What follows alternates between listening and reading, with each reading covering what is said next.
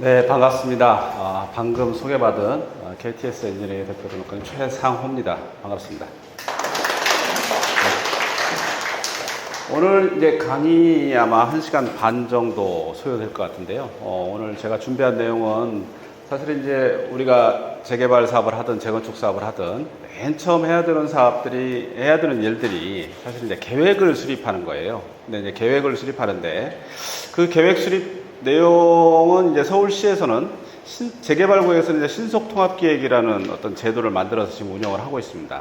그래서 이제 그러한 신속통합기획에 대한 개념에 대해서 여러분들한테 한번 설명을 드리고, 그 다음에 이제 두 번째로는 최근에 이제 어떤 우리 정비사업과 관련돼서 법령이 개정돼서 주민들한테 좀 알려드려야 될 사항들이 몇 가지 생겼어요. 그래서 이제 그 내용을 한번 좀 정리를 해보고, 또, 요즘 이제 오 시장님이 들어서시면서 이제 주택 공급을 좀 촉진하기 위해서 정비사업을 활성화하기 위해서 이게 이제 정비 기본 계획을 좀 많이 변경을 했어요. 그래서 이제 기본 계획이라는 게 어떤 내용이고 변경된 내용이 무슨 내용인지 그 내용 위주로 한번 소개를 해보고, 그 다음에 마지막으로 이제 정비 계획 수립과 관련된 기본적인 사항, 여러분들이 아셔야 될 내용 위주로 순서로 설명을 드리도록 하겠습니다. 먼저 이제 신속통합기획인데요. 사실 이제 신속통합기획이라는 게 뭐냐, 굉장히 이제 의미가 통합적으로 사용되고 있습니다. 근데 이제 우리가 재개발 사업에서는 신속통합기획 대상지로 선정이 되어야만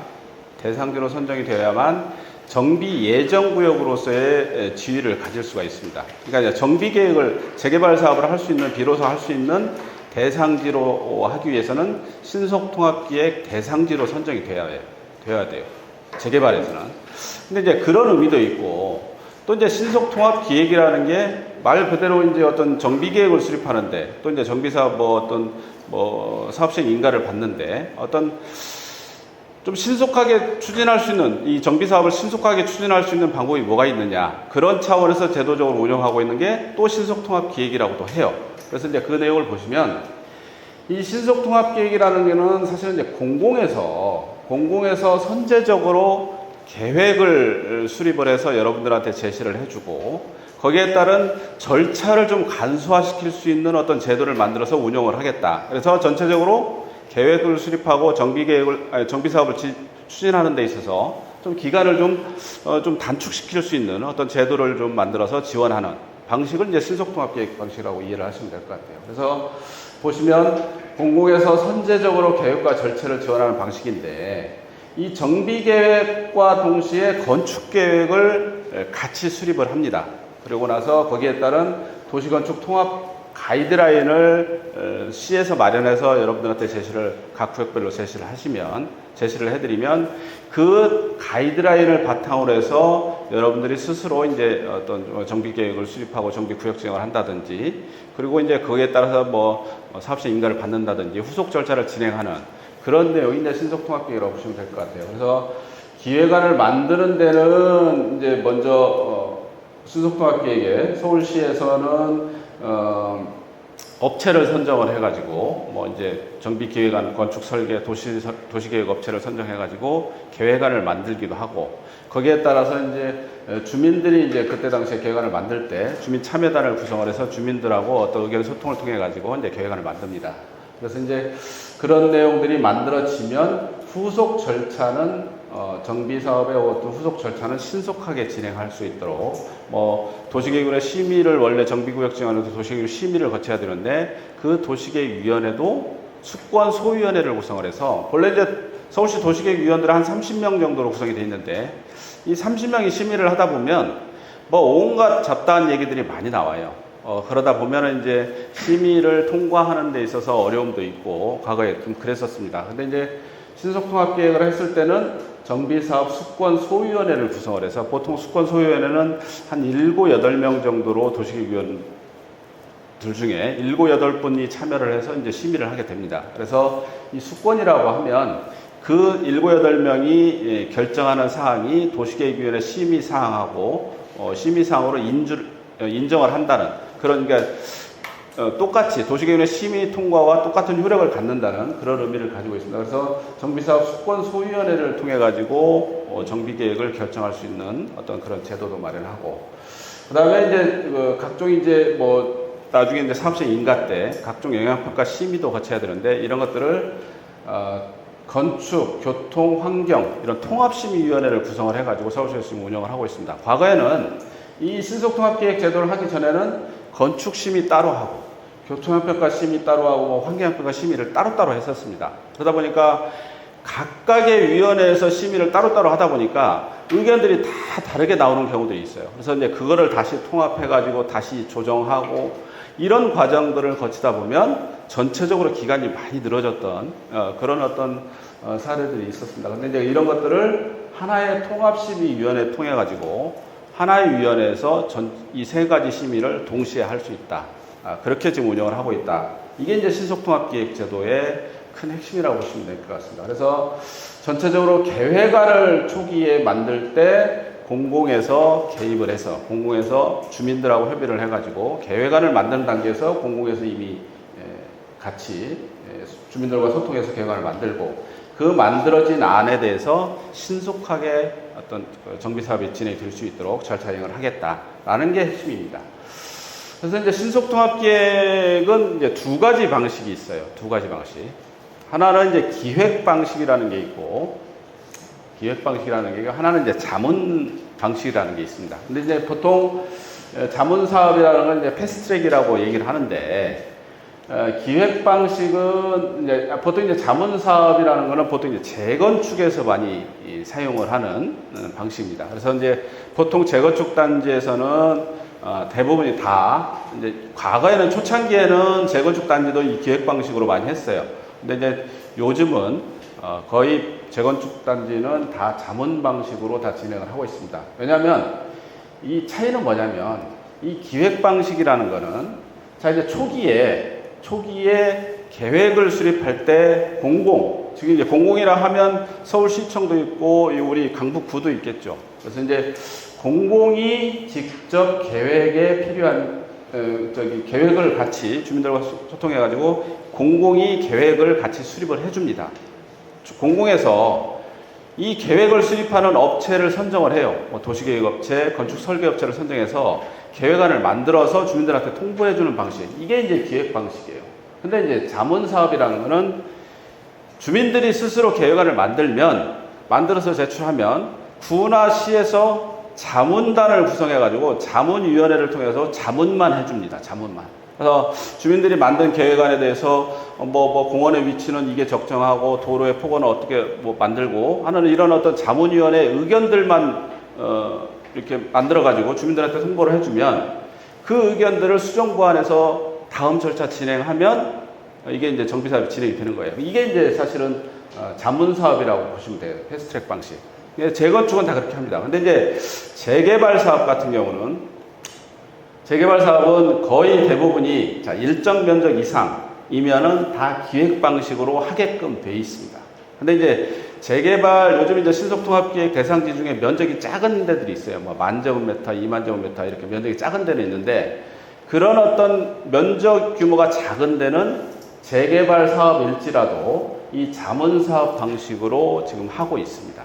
그래서 이제 재개발 사업은 여러분들이 추진하고자 할 때 보통 이제 아마 제가 알기로는 아마 30,000제곱미터인가 그럴 거예요. 그래서 이제 그 이상일 경우에는 다 기획 사업을 합니다. 즉 기획 사업이라는 거는 그 정도 이상의 면적은 시나 구에서 계획을 수립해서 주민들한테 이렇게 내려주는 그런 가이드라인을 내려주고 계획을 내려주는, 그래서 주민들이 그 계획을 바탕으로 해가지고 정비계획을 이제 절차 이행을 해주는, 또 동의를 받고 절차 이행을 해주는 그런 내용이라고 보시면 될 것 같아요. 그래서 보통 이제 서울시가 기획설계업체를 선정해서 직접 기획안을 마련을 해줍니다. 그래서 이제 그런 차이가 있다 이렇게 보시면 될 것 같고, 그래서 재개발 사업은 일정 면적 이상은 다 기획 사업으로 지금 진행하고 있다라고 보시면 됩니다.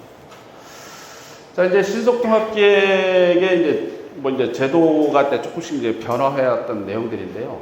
이제 과거에는 사실 이제 계획만 수립하는데, 이 정비계획만 수립하는데, 우리 지역에 예를 들어서 여러분들이 스스로 우리 지역에 우리 재개발 한번 너무 낙후됐으니까 재개발을 좀 추진했으면 좋겠다라고 이제 주민들 몇 분이서 모여가지고 으쌰으쌰 해가지고 이렇게 이제 대상지도 구역계도 만들고 재개발 대상지도 이렇게 선정하고 요건을 검토해 보니까 재개발 될 것 같아요. 자, 이제 그때부터 시작을 해서 자, 이제 그런 어떤 형태의 모임이 형성이 되면 그 다음 절차로 이제 바로 진행이 돼야 되잖아요. 그럼 이제 우리 대상지를 재개발 구역으로 선정을 해 주십시오 라고 이제 구청에다 요청을 하고, 구청에서는 서울시와 협의를 통해 가지고 이제 재개발 대상지로서 적정한 건지 검증해 가지고 이제 진행을 하는데, 과거에는 진짜 주민들이 그렇게 으쌰으쌰 해 가지고 이제 시작하면서부터 계획을 수립하는 데까지 보통 한 5년 정도 걸렸던 것 같아요.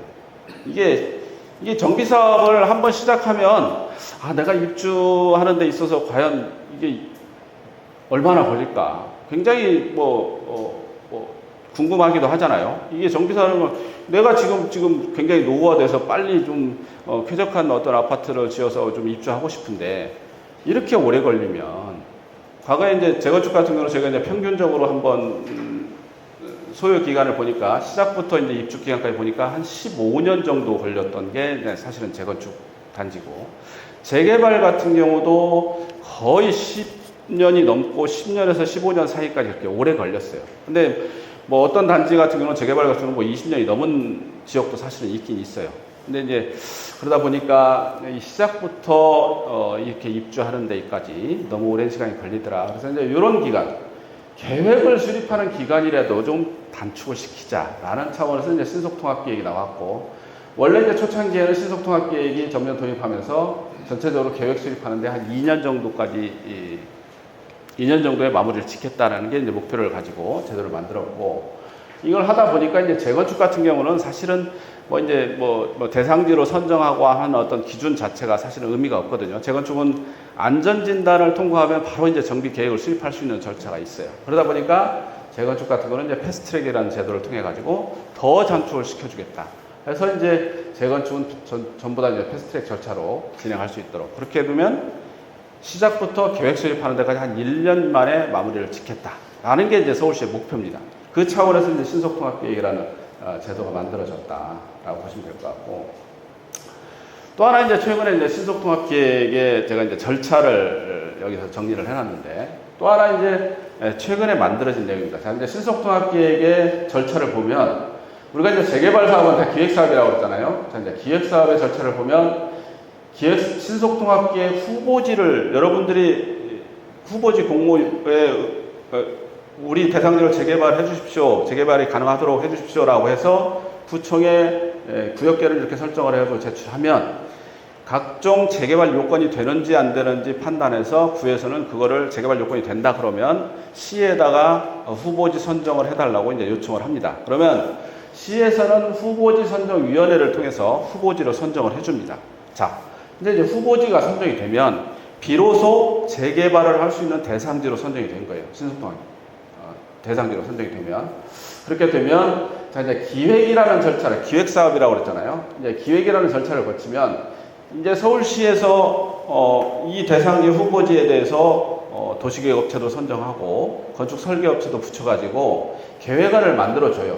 그 계획안을 만드는 과정에서 주민들하고 전문가들 자문회의도 거치고 주민들하고 소통도 하고 해서 이제 계획안을 만듭니다. 그래서 이제 계획안을 만들면 이 내용을 주민들한테 이제 설명회를 해요. 그러면 이제 주민들이 이 계획안에 대해서 우리는 특별하게 반대가 없습니다, 우리가 괜찮습니다 라고 하면, 과거에는 자, 계획안을 주민들한테 통보를 하면, 자, 이 단계에서 주민들의 동의서를 구했어야 돼요.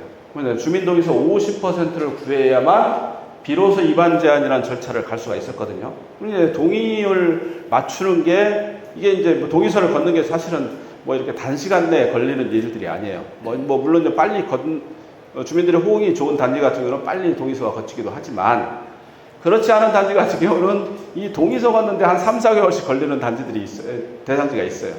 그러다 보니까, 자, 이제 통보됐는데 입안 제한까지 또 동의서 걷느라고 또 시간이 걸리더라. 그래서 입안 제한을 하는 전 단계에서 동의를 먼저 필수적으로 하는 게 아니라 서울시에서 이거는 이제 저기 정비계획을 수립하는 도정법에 있는 일련의 절차들입니다. 법에 있는 절차인데 이 절차들을 쭉 이행을 해서 마지막에 결정고시 전까지만 주민 동의서 50%를 구하면 절차 진행, 이 결정고시가 하는데 문제가 없게끔 그렇게 이제 제도를 개선을 했다. 그러니까 이제 이 동의율을 먼저 구하느냐 아니면 시간을 가지고 자 이제 이 절차는 절차대로 구청에서 이제 진행을 하고 있고 주민들은 주민들 나름대로 동의서를 쭉 걷어와서 이 단계에서 50% 맞추면 아무 문제가 없게끔 그래서 이제 전체적으로 이 동의서를 먼저 선행함에 따라서 이제 기간이 길어지는 거를 갖다 좀 단축을 시켜보겠다는 어떤 그런 차원에서 이제 이 제도 개선이 마련이 됐습니다. 자문사업도 마찬가지입니다. 자문사업도 사업을 신청하면 보통 이제 신속통합계획 계획안을 주민들이 마련해서 제출하면 신속통합계획 자문회의를 1차 하고 이때 자문회의 때 나왔던 의견을 갖다가 수정을 해서 그러면 이제 주민들의 동의를 이때도 마찬가지로 구합니다. 이때는 이제 30% 동의지만 이때 50% 동의를 또 구해야 돼요. 재건축단지 같은 경우 대부분이 그렇습니다. 그래서 아까 말씀드린 대로 기획사업은 재개발이고 재건축사업은 주로 자문사업으로 한다고 그랬잖아요. 그래서 이때 신속통합계획 30% 하고 이때 50%도 구해야 되는데 이때 50% 구하는 게 예를 들어서 이 자문회의에서 요즘 재건축단지의 문제가 뭐냐면 자문회의에서 너무 공공성을 강조를 해서 예를 들어 뭐 아파트 단지 내 중간으로 공공보행통로를 만들어라 뭐 사회복지시설 중에 뭐 여러분 신문들에 보셨으면 아시겠습니다만 여의도 시범아파트 같은 경우는 뭐 이제 뭐 제가 노인복지시설을 뭐 이제 단지에 좀 도입을 해라 이런 것들을 갖다가 이제 자문사업에서 신속통합계획 자문회에서 의견이 나오면 이 주민들이 사실은 그런 부분에 대해서 반대하시는 주민들이 또 있을 수가 있잖아요. 그러다 보니까 이 위반 제한 하는 데까지 동의율 50% 맞추기가 어려운 단지들이 간혹 있었습니다. 간혹.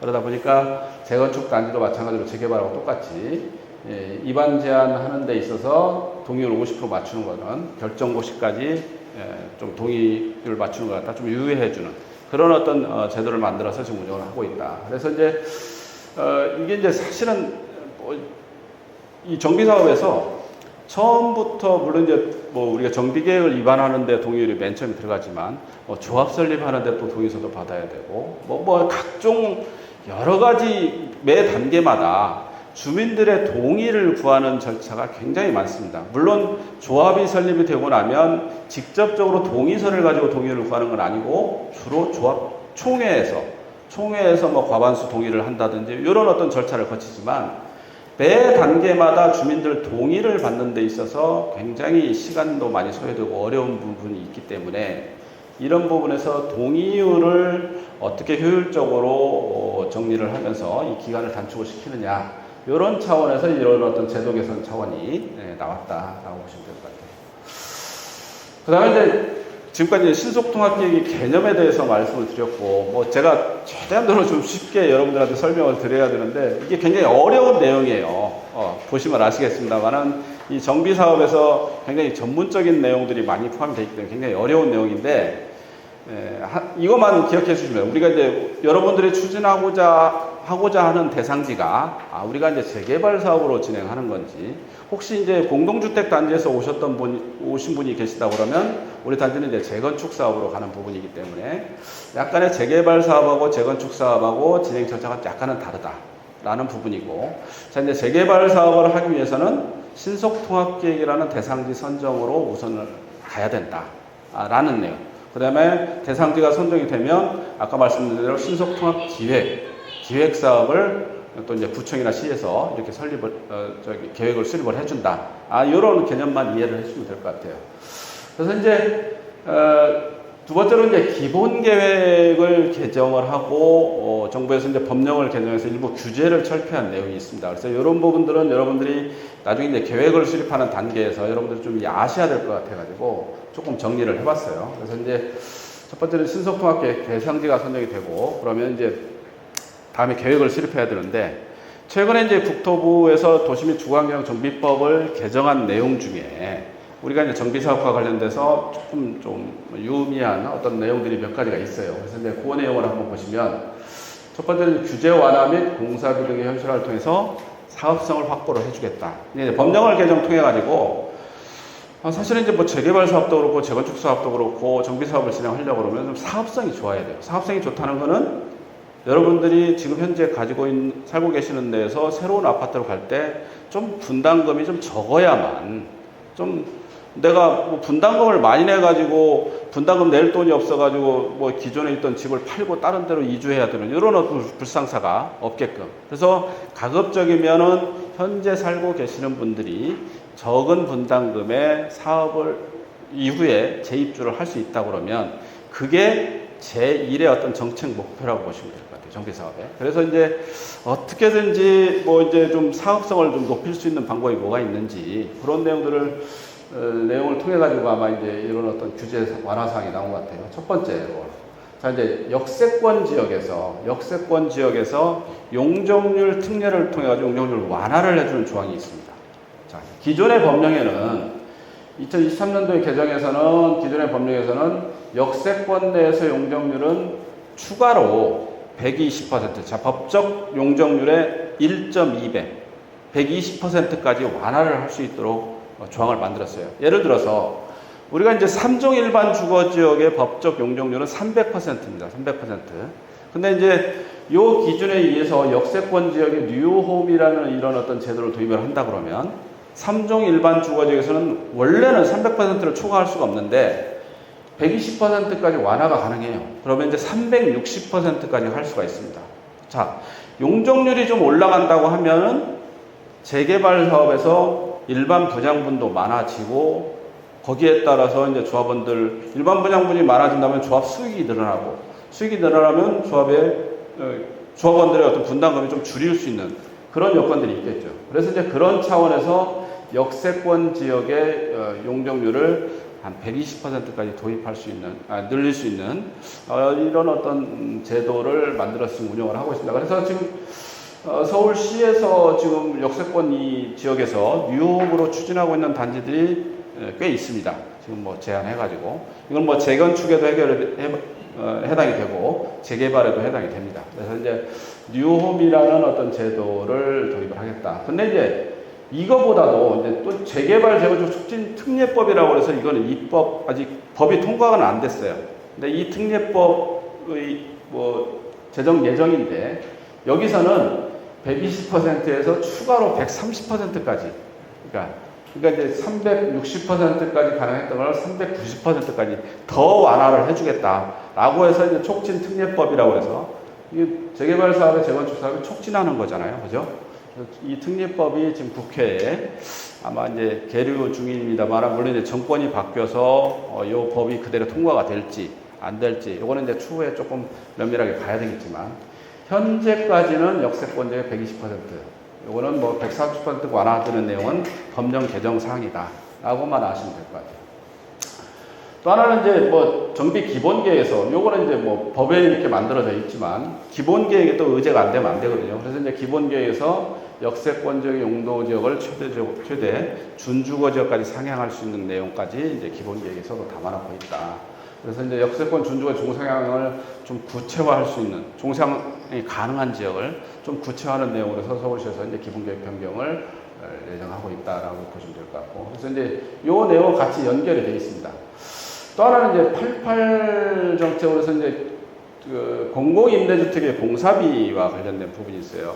우리가 이제 여러분들이 이제 우리가 재개발 사업을 하든 재건축 사업을 하든 임대주택을 필수적으로 만들어야 되거든요. 이제 재개발 사업 같은 경우는 전체 우리가 이제 건립 세대수의 15%를 임대주택으로 만들어야 돼요. 임대주택.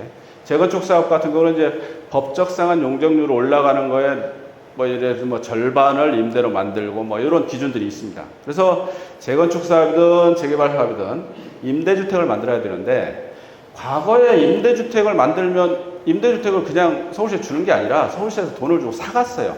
자, 이제 대지는 우리가 이제 보통 재건축 사업은 대지는 기부 체납하고 건축비만 주고 임대주택을 사갔고, 재개발 사업은 임대주택을 뭐 이제 대지 지분하고 뭐 건축비까지 주어서 같이 공공에서 사갔습니다.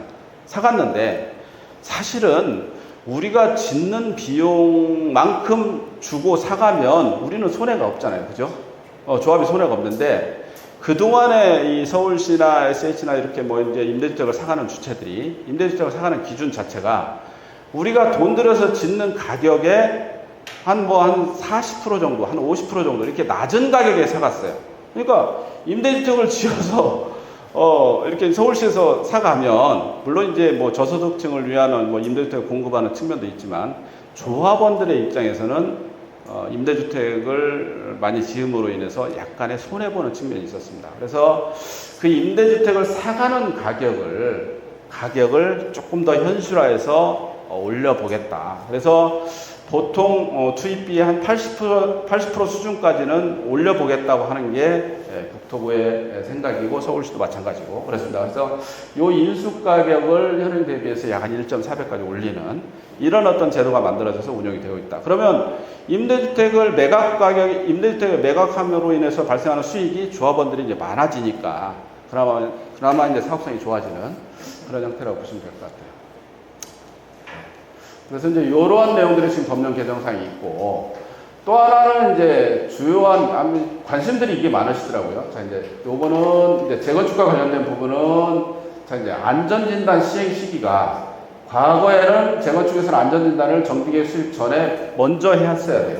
안전진단이 통과가 안 되면 정비계획도 수립을 못 했어요. 근데 이제 요거는 과거에 입안 전에 이렇게 안전진단을 하게끔 되어 있는데, 이게 안전진단 기간을 정비계획 수립하고 사업시 인가 전까지만 안전진단을 하게끔. 그래서 안전진단하고 상관없이 이제 정비계획은 계획은 수립할 수가 있는 거예요. 그래서 이제 전체적으로 안전진단이 뭐 과거에는 이게 뭐 통과가 안 되는 비율이 많아가지고 굉장히 어려웠던 단지들이 이런 어떤 제도 개선으로 인해서 요즘은 이제 많이 안전진단하고 상관없이 추진하고 있는 단지들이 많이 있습니다.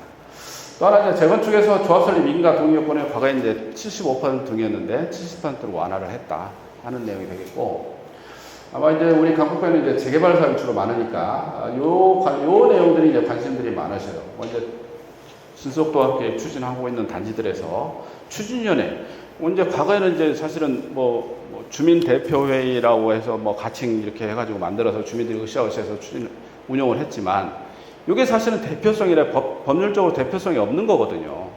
대표성이 없다 보니까 여러 가지로 이제 또 주민들하고 갈등도 있고 뭐 그럴 수가 있었습니다. 그래서 대표성이 부여할 수 있는 추진위원회 구성 자체가 과거에는 정비구역 지정이 끝나야만 추진위원회를 구성을 할 수가 있었습니다. 근데 이 추진위원회 구성 단계를 정비구역 지정 이전 단계라도, 자, 이제 기본계획에서 주거생활권이 수립된 지역, 정비예정구역. 정비예정구역이라 하면 신속통합기획 대상지로 선정위원회에서 선정이 되면 정비예정구역과 똑같습니다. 정비예정구역.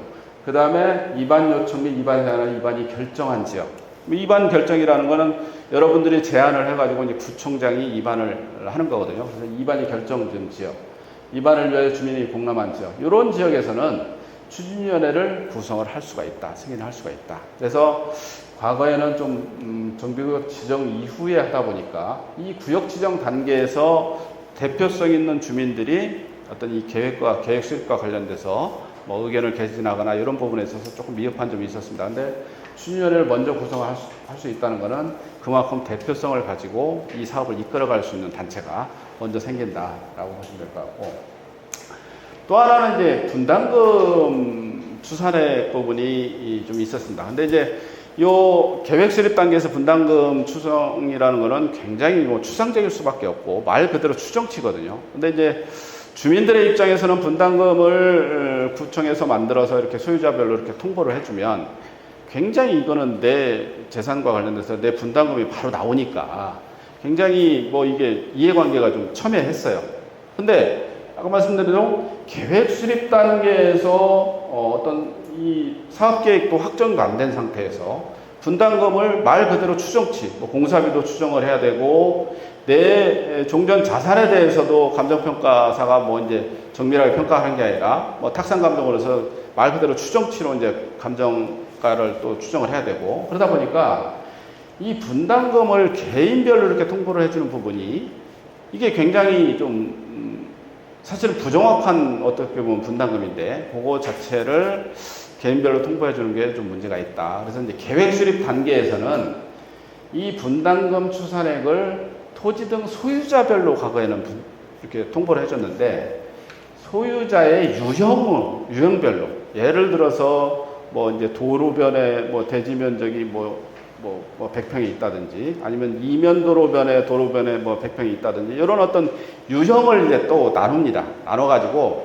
소유자별로 개별적으로 이렇게 분담금을 만드는 게 아니라 이 유형별로 분담금을 만들어서, 우리 집은 이런 유형에 속하니까 분담금이 계략적으로 얼마 정도 되겠구나 라고 유추할 수 있도록 이렇게 하도록 이렇게 제도 개선을 했어요. 근데 이제 요 부분들은 이제 과거 이게 2000 몇 년도부터 이게 이제 정비구역 지정 단계에서 분담금이라는 게 도입된 지가 얼마 안 됐습니다. 얼마 안 돼서 그걸 운영을 하다 보니까 좀 여러 가지 문제점도 발생을 하고 해서 요거 뭐 좀 제도를 좀 간소화하면서 주민들한테 조금 또 이해가 될 수 있도록 이렇게 좀 정리를 한 그런 측면이 있다고 보시면 될 것 같아요. 그 다음에 이제 지금까지 이제 법령 개정하고 주요한 변화 사항에 대해서 정리를 했고, 이제 서울시 도시 주거 환경 정비 기본 계획이라고 있어요. 이 내용은, 이 기본 계획이라면 이제 시에서 수립해 놓는 계획인데, 이게 이제 우리가 정비 계획을 수립하든지 사업시 인가를 받든지 뭐 건축 설계를 하든지 할 때 이 기본 계획을 벗어나서 계획을 수립할 수가 없습니다. 그래서 이 서울시에서 수립해 놓은 기본 계획을 바탕으로 해서 정비 계획도 수립하고 뭐 후속 절차를 진행하는데, 요 내용을 일부 개정을 했어요. 요 내용도 사실은 이제 정비 사업의 신속한 추진뿐만이 아니라 어떤 사업성을 좀 개선하는 차원에서 정리를 했습니다. 보시면 뒤에서도 뭐 설명을 했습니다만, 이 정비 사업을 할 때 용적률이라는 게 굉장히 중요하다고 그랬잖아요. 그죠? 용적률이 높으면 높을수록 사업성이 좋아지는 거고, 용적률이 좀 떨어지면 사업성이 나빠지는 겁니다. 근데 이 용적률에 보면은 기준 용적률이라는 게 있고, 허용 용적률이라는 게 있고, 상한 용적률이라는 게 있고, 법적 상한 용적률이라는 게 있습니다. 이게 복잡해요. 그죠? 용적률의 종류가 운영하는 기준 자체가 이 네 가지의 기준을 가지고 서울시에서는 용적률을 운용을 하고 있어요. 자, 기준 용적률이라는 것은 뭐냐? 기준 용적률은 현재의 용도 지역, 여러분들이 살고 계시는 지역의 용도 지역이 뭐냐에 따라서 이미 서울시에서 기본계획에서 딱 정해놨어요. 이 지역은 일종 일반 주거 지역이다. 그러면 기준 용적률이 150%다. 자, 우리가 재개발하려고 하는 추진 대상지가 현재 용도 지역이 2종 7층이더라. 2종 7층이면 기준 용적률이 170%예요. 그러면 2종 일반 주거지역은 190%, 3종 일반 주거지역은 210%, 준주거지역은 300%. 자, 이 기준 용적률은 현재 재개발하면서 용도 지역을 변경하기 이전에 현재의 여러분들이 살고 계시는 용도 지역의 용도 지역에 따라서 이 기준 용적률은 이렇게 정해져 있습니다. 정해져 있고, 이 정해진 용적률을 바탕으로 해서 허용 용적률이라는 것은 거기에서 각종의 뒤에서 제가 설명을 드릴게요. 인센티브 조항들이 서울시에서 기본계획에서 제시해 놓은 인센티브 조항들이 있습니다.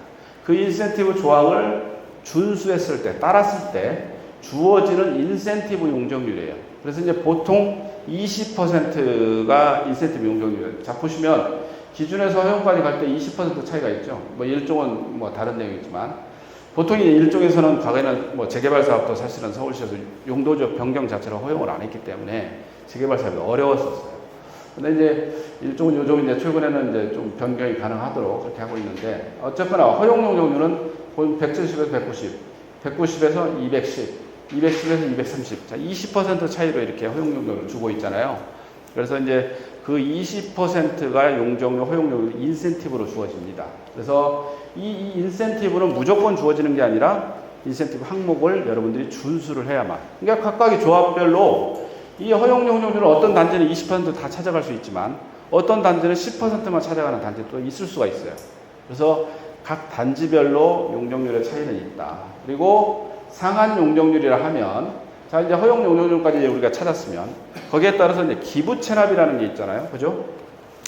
우리가 이제 정비 사업을 하게 되면 주변에 도로도 정비를 해야 되고, 뭐 이제 천세대가 넘어가면 뭐 공원도 만들어야 되고, 뭐 이런 어떤 기준들이 기부채납 비율이 있습니다. 그래서 우리가 정비 사업을 하는데 내가 땅을 기부채납한다고 하면 이 기부채납은 시나 구에다 땅을 내놓는 거거든요. 도로 부지든 공원이든 아니면 이제 건축물로도 내놓을 수 있습니다. 그러면 내가 내 땅을 내놓으면 비싼 땅을 구에다 그냥 주는데 공짜로 줄 수가 없잖아요. 그죠?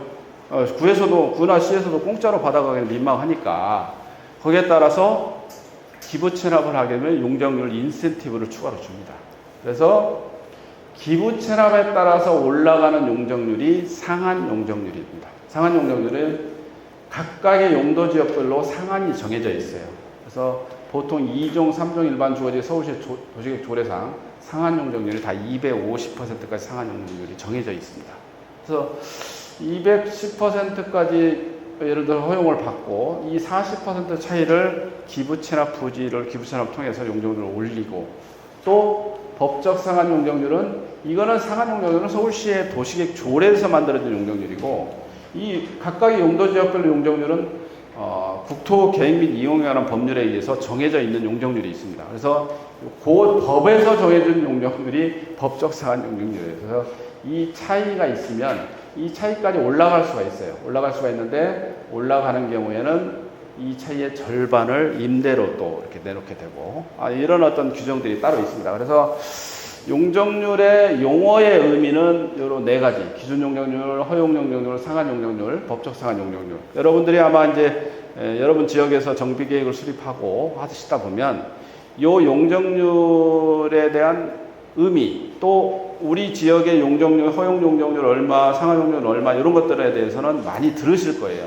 뭐 이제 그런 것들이야 뭐 여러분들이 직접 이렇게 계산하는 건 아니지만 보통 이제 전문 업체들이 계산을 해서 여러분들한테 설명회도 하고 여러분들의 의견을 구하는 자리가 있겠지만, 그 단계에서 이런 용어들은 많이 들으실 겁니다. 그래서 그런 차원에서 한번 설명을 드려봤고, 이 기본 계획에서 이런 부분들에 대한 조금 좀 미진한 부분들을 좀 이렇게 개정을 했습니다. 2종 일반 주거지에서 허용을 과거에는 10%밖에 없는데 다른 용도 지역은 다 20%인데 요거만 10%여서 요것도 20%로 좀 조정을 하고, 1종의 일반 주거지역에 과거에는 이제 재개발 사업을 거의 하지 말라고 운영을 했었는데 요즘은 이제 1종 일반 주거지역도 재개발 사업을 할 수 있도록 유도를 하고 있습니다. 그래서 상한이나 법적 상한도 조금 올려서 사업이 갈 수 있도록 그렇게 이제 기본 계획을 개정한 그런 내용이 되겠습니다.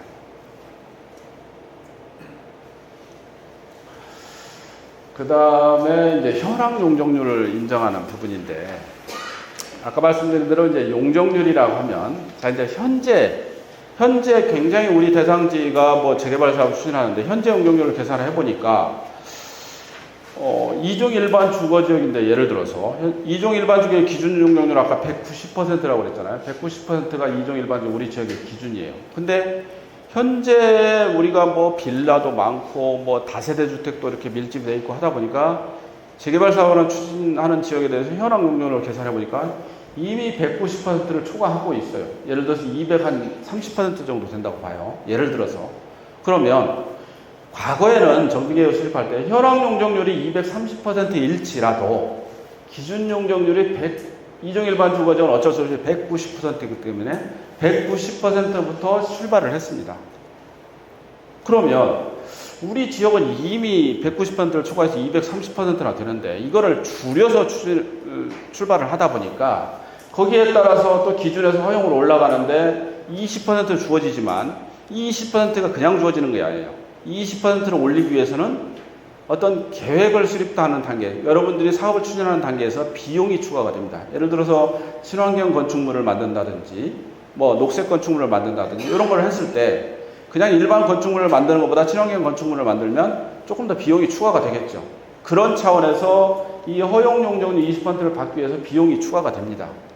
그러다 보니까 이게 현황 용적률이 이미 높은 지역 같은 경우는 기준 용적률을 현황보다 낮게 다운시키는 것은 오히려 주민들한테 분담금을 좀 가중시키는 어떤 요인이 되고 있습니다. 그래서 이제 그런 부분 때문에 현황이 이미 기준 용적률을 초과해서 높다면 이 현황 용적률 자체를 기준 용적률로 인정을 해주겠다. 라는 게 요게 이제 기본 계획의 핵심이에요.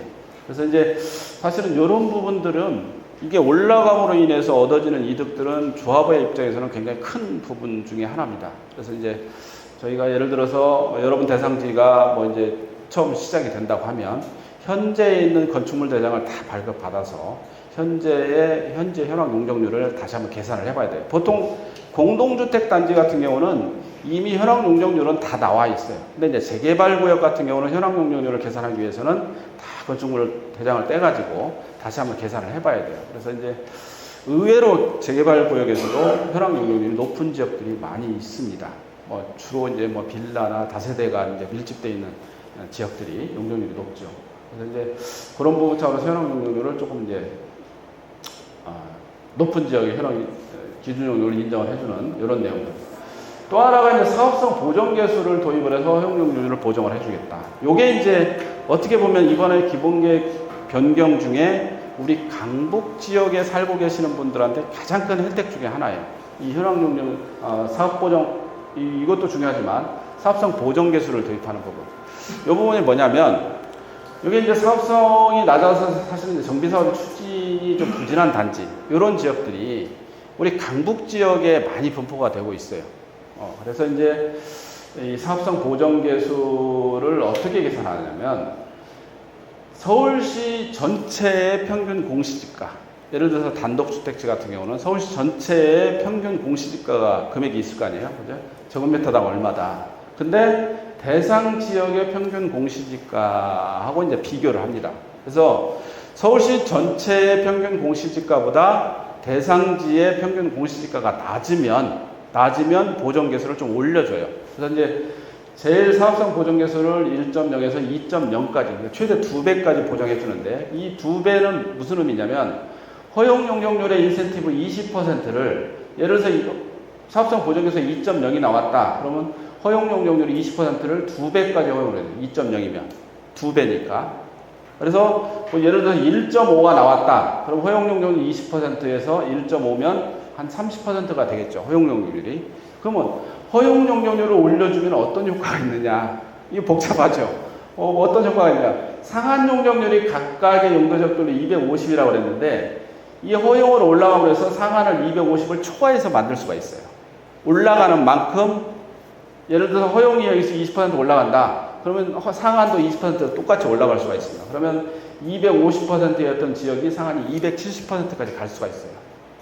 이거 굉장히 중요합니다. 왜냐면 여기서 270에서 또 법정 상한까지 절반을 또 임대로 가야 되는데 이 절반이 250에서 300의 사이에 절반이 임대면 임대량이 절반이니까 25%가 임대가 가는데 예를 들어서 270에서 300%까지의 어떤 절반이면 15%밖에 안 되잖아요. 임대가 그만큼 줄어들고 조합 분양 용적률이 그만큼 늘어나는 효과가 있습니다. 그래서 이제 뭐 요게 어떻게 보면 저도 이제 강북 지역에 여러 군데 뭐 이렇게 일을 하고 있습니다만은 굉장히 중요하고 제가 사실은 도봉구에서 요 내용을 가지고 한번 시뮬레이션을 해봤어요. 시뮬레이션 해봤는데 보통 이제 재건축 단지 같은 경우는 사업성 보정계수 2.0까지 다 올라가게 되면 뭐 임대가 거의 한 3분의 1 정도 줄어드는 이런 효과들이 있어요. 임대주택의 건립 세대수가. 그만큼 줄어드는 게 끝나는 게 아니라 줄어드는 걸 일반 분양번호로 전환할 수가 있다는 얘기거든요. 그래서 이제 사업성 부분에서는 굉장히 좀 강북 지역에서 영향을 많이 미치는 제도가 이 사업성 보정계수와 관련된 허용용률 보정이라는 내용이 되겠습니다. 그 다음에 이제 역세권 지역에 이제 아까 말씀드린 대로 뭐 120% 추가 법률적인 상향, 뭐, 이거는 제가 설명을 드렸잖아요. 그죠? 요거는 이제 역세권 지역에서 뭐 3종에서 360%까지 가능하도록 이렇게 하고 있습니다. 근데 개념 자체는 자, 이제 과거에 300% 했으면 법적 상한에, 상한 용적률에 법적 상한 300%가 가면 아까 말씀드린 대로 요 차이에 절반은 분양, 절반은 임대로 간다고 그랬잖아요. 그죠? 그러면 250에서 300의 절반은 25%, 용적률로 봐서는 25%, 절반은 마찬가지로 임대로 가는 이런 내용이었습니다. 근데 요거를 1.2배까지 360%까지 완화를 하면 요 늘어나는 거에 또 60에서 70%, 서울시는 60%입니다. 60%를 공공 분양을 하도록 하고 있어요. 공공 분양. 요거는 임대하고 조금 차이가 있습니다. 공공 분양은. 자, 아까 말씀드린 임대는 임대주택을 서울시에 사가는데 좀 비용을 낮게 사간다고 그랬잖아요. 제도 개선에서 이제 조금 올려주기는 한다고 했지만, 이 공공 분양은 이게 분양이기 때문에 조금의 어떤 임대주택의 가격보다도 조금 더 높게 주민들이 취할 수는 있어요. 근데 어쨌거나 공공 분양이기 때문에 이거는 조합원들의 어떤 분양하고는 또 차이가 있어요. 임대 개념이라고 보시면 돼요. 그리고 조합원들의 분양 용적률이 한 40% 정도가 늘어납니다. 그래서 어쨌거나 360%까지 가게 되더라도 조합원들의 절대 분양분은 조금 늘어나지만 거기에 따른 임대 개념의 공공주택은 조금 더 늘어나는 그런 어떤 제도적인 내용도 있습니다. 그래서 요 어떤 120% 완화가 되는 상황에 이런 어떤 메커니즘으로 지금 진행이 된다라고 보시면 돼요. 이거 좀 복잡하죠. 아직은 서울시에서 이 뉴홈 주택과 관련돼서 고시됐거나 그런 사례는 없습니다. 지금 진행되는 단지들은 꽤 있어요. 이제 뉴홈 주택과 관련된 내용이 되겠고. 그 다음에 이제 비주거 시설에 대한 의무 비율인데 아마 오늘 오신 분들은 크게 해당이 없을 것 같아요. 이제 상업지역에서는 비주거 시설 연면적의 한 20%를 원래 하도록 되어 있는데 그걸 10%로 완화를 했습니다. 비주거 시설하면 상가 시설이잖아요. 그죠? 상업지역에서는 상가를 무조건 의무적으로 20% 이상을 했어야 돼요. 근데 요즘 뭐 이제 상권도 많이 뭐 상가를 지어놓으면 분양도 안 되고 임대도 잘 안 되고 굉장히 상가 가지고 계신 분들이 어렵잖아요. 그러다 보니까 정비 사업을 추진하는데 이런 기준들이 만들어지면 좀 어려움이 있습니다. 그래서 상가 비율을 많이 줄였다. 그다음에 준주거 지역에서는 과거에는 전체 용적률의 10%를 비주거 시설로 하게끔 돼 있는데 이 제도도 마찬가지로 폐지를 해서 좀 사업이 원활하게 갈 수 있도록 상가 비율을 조금 낮추는 그런 어떤 제도 개선을 했습니다. 또 하나 이제 허용 용적률이 인센티브 항목을 좀 바꿨는데 아까 말씀드린 대로 이 허용 용적률이라 하면 이제 사업성 보정 개수 과거에는 20%가 맥시멈이었어요. 근데 이제 사업성 보정 개수를 도입하다 보니까 보정 개수가 높은 단지 2.0까지 나오는 단지 특히 서울시 전체 평균 공시지가의 우리 대상자가 절반밖에 안 돼. 그러면 2.0이 나와요. 그러면 허용 용적률 40%까지 찾아 먹어야 되는데 이게 이제 40%를 찾아 먹기 위해서 허용 용적률의 항목들이 과거에는 좀 적었습니다.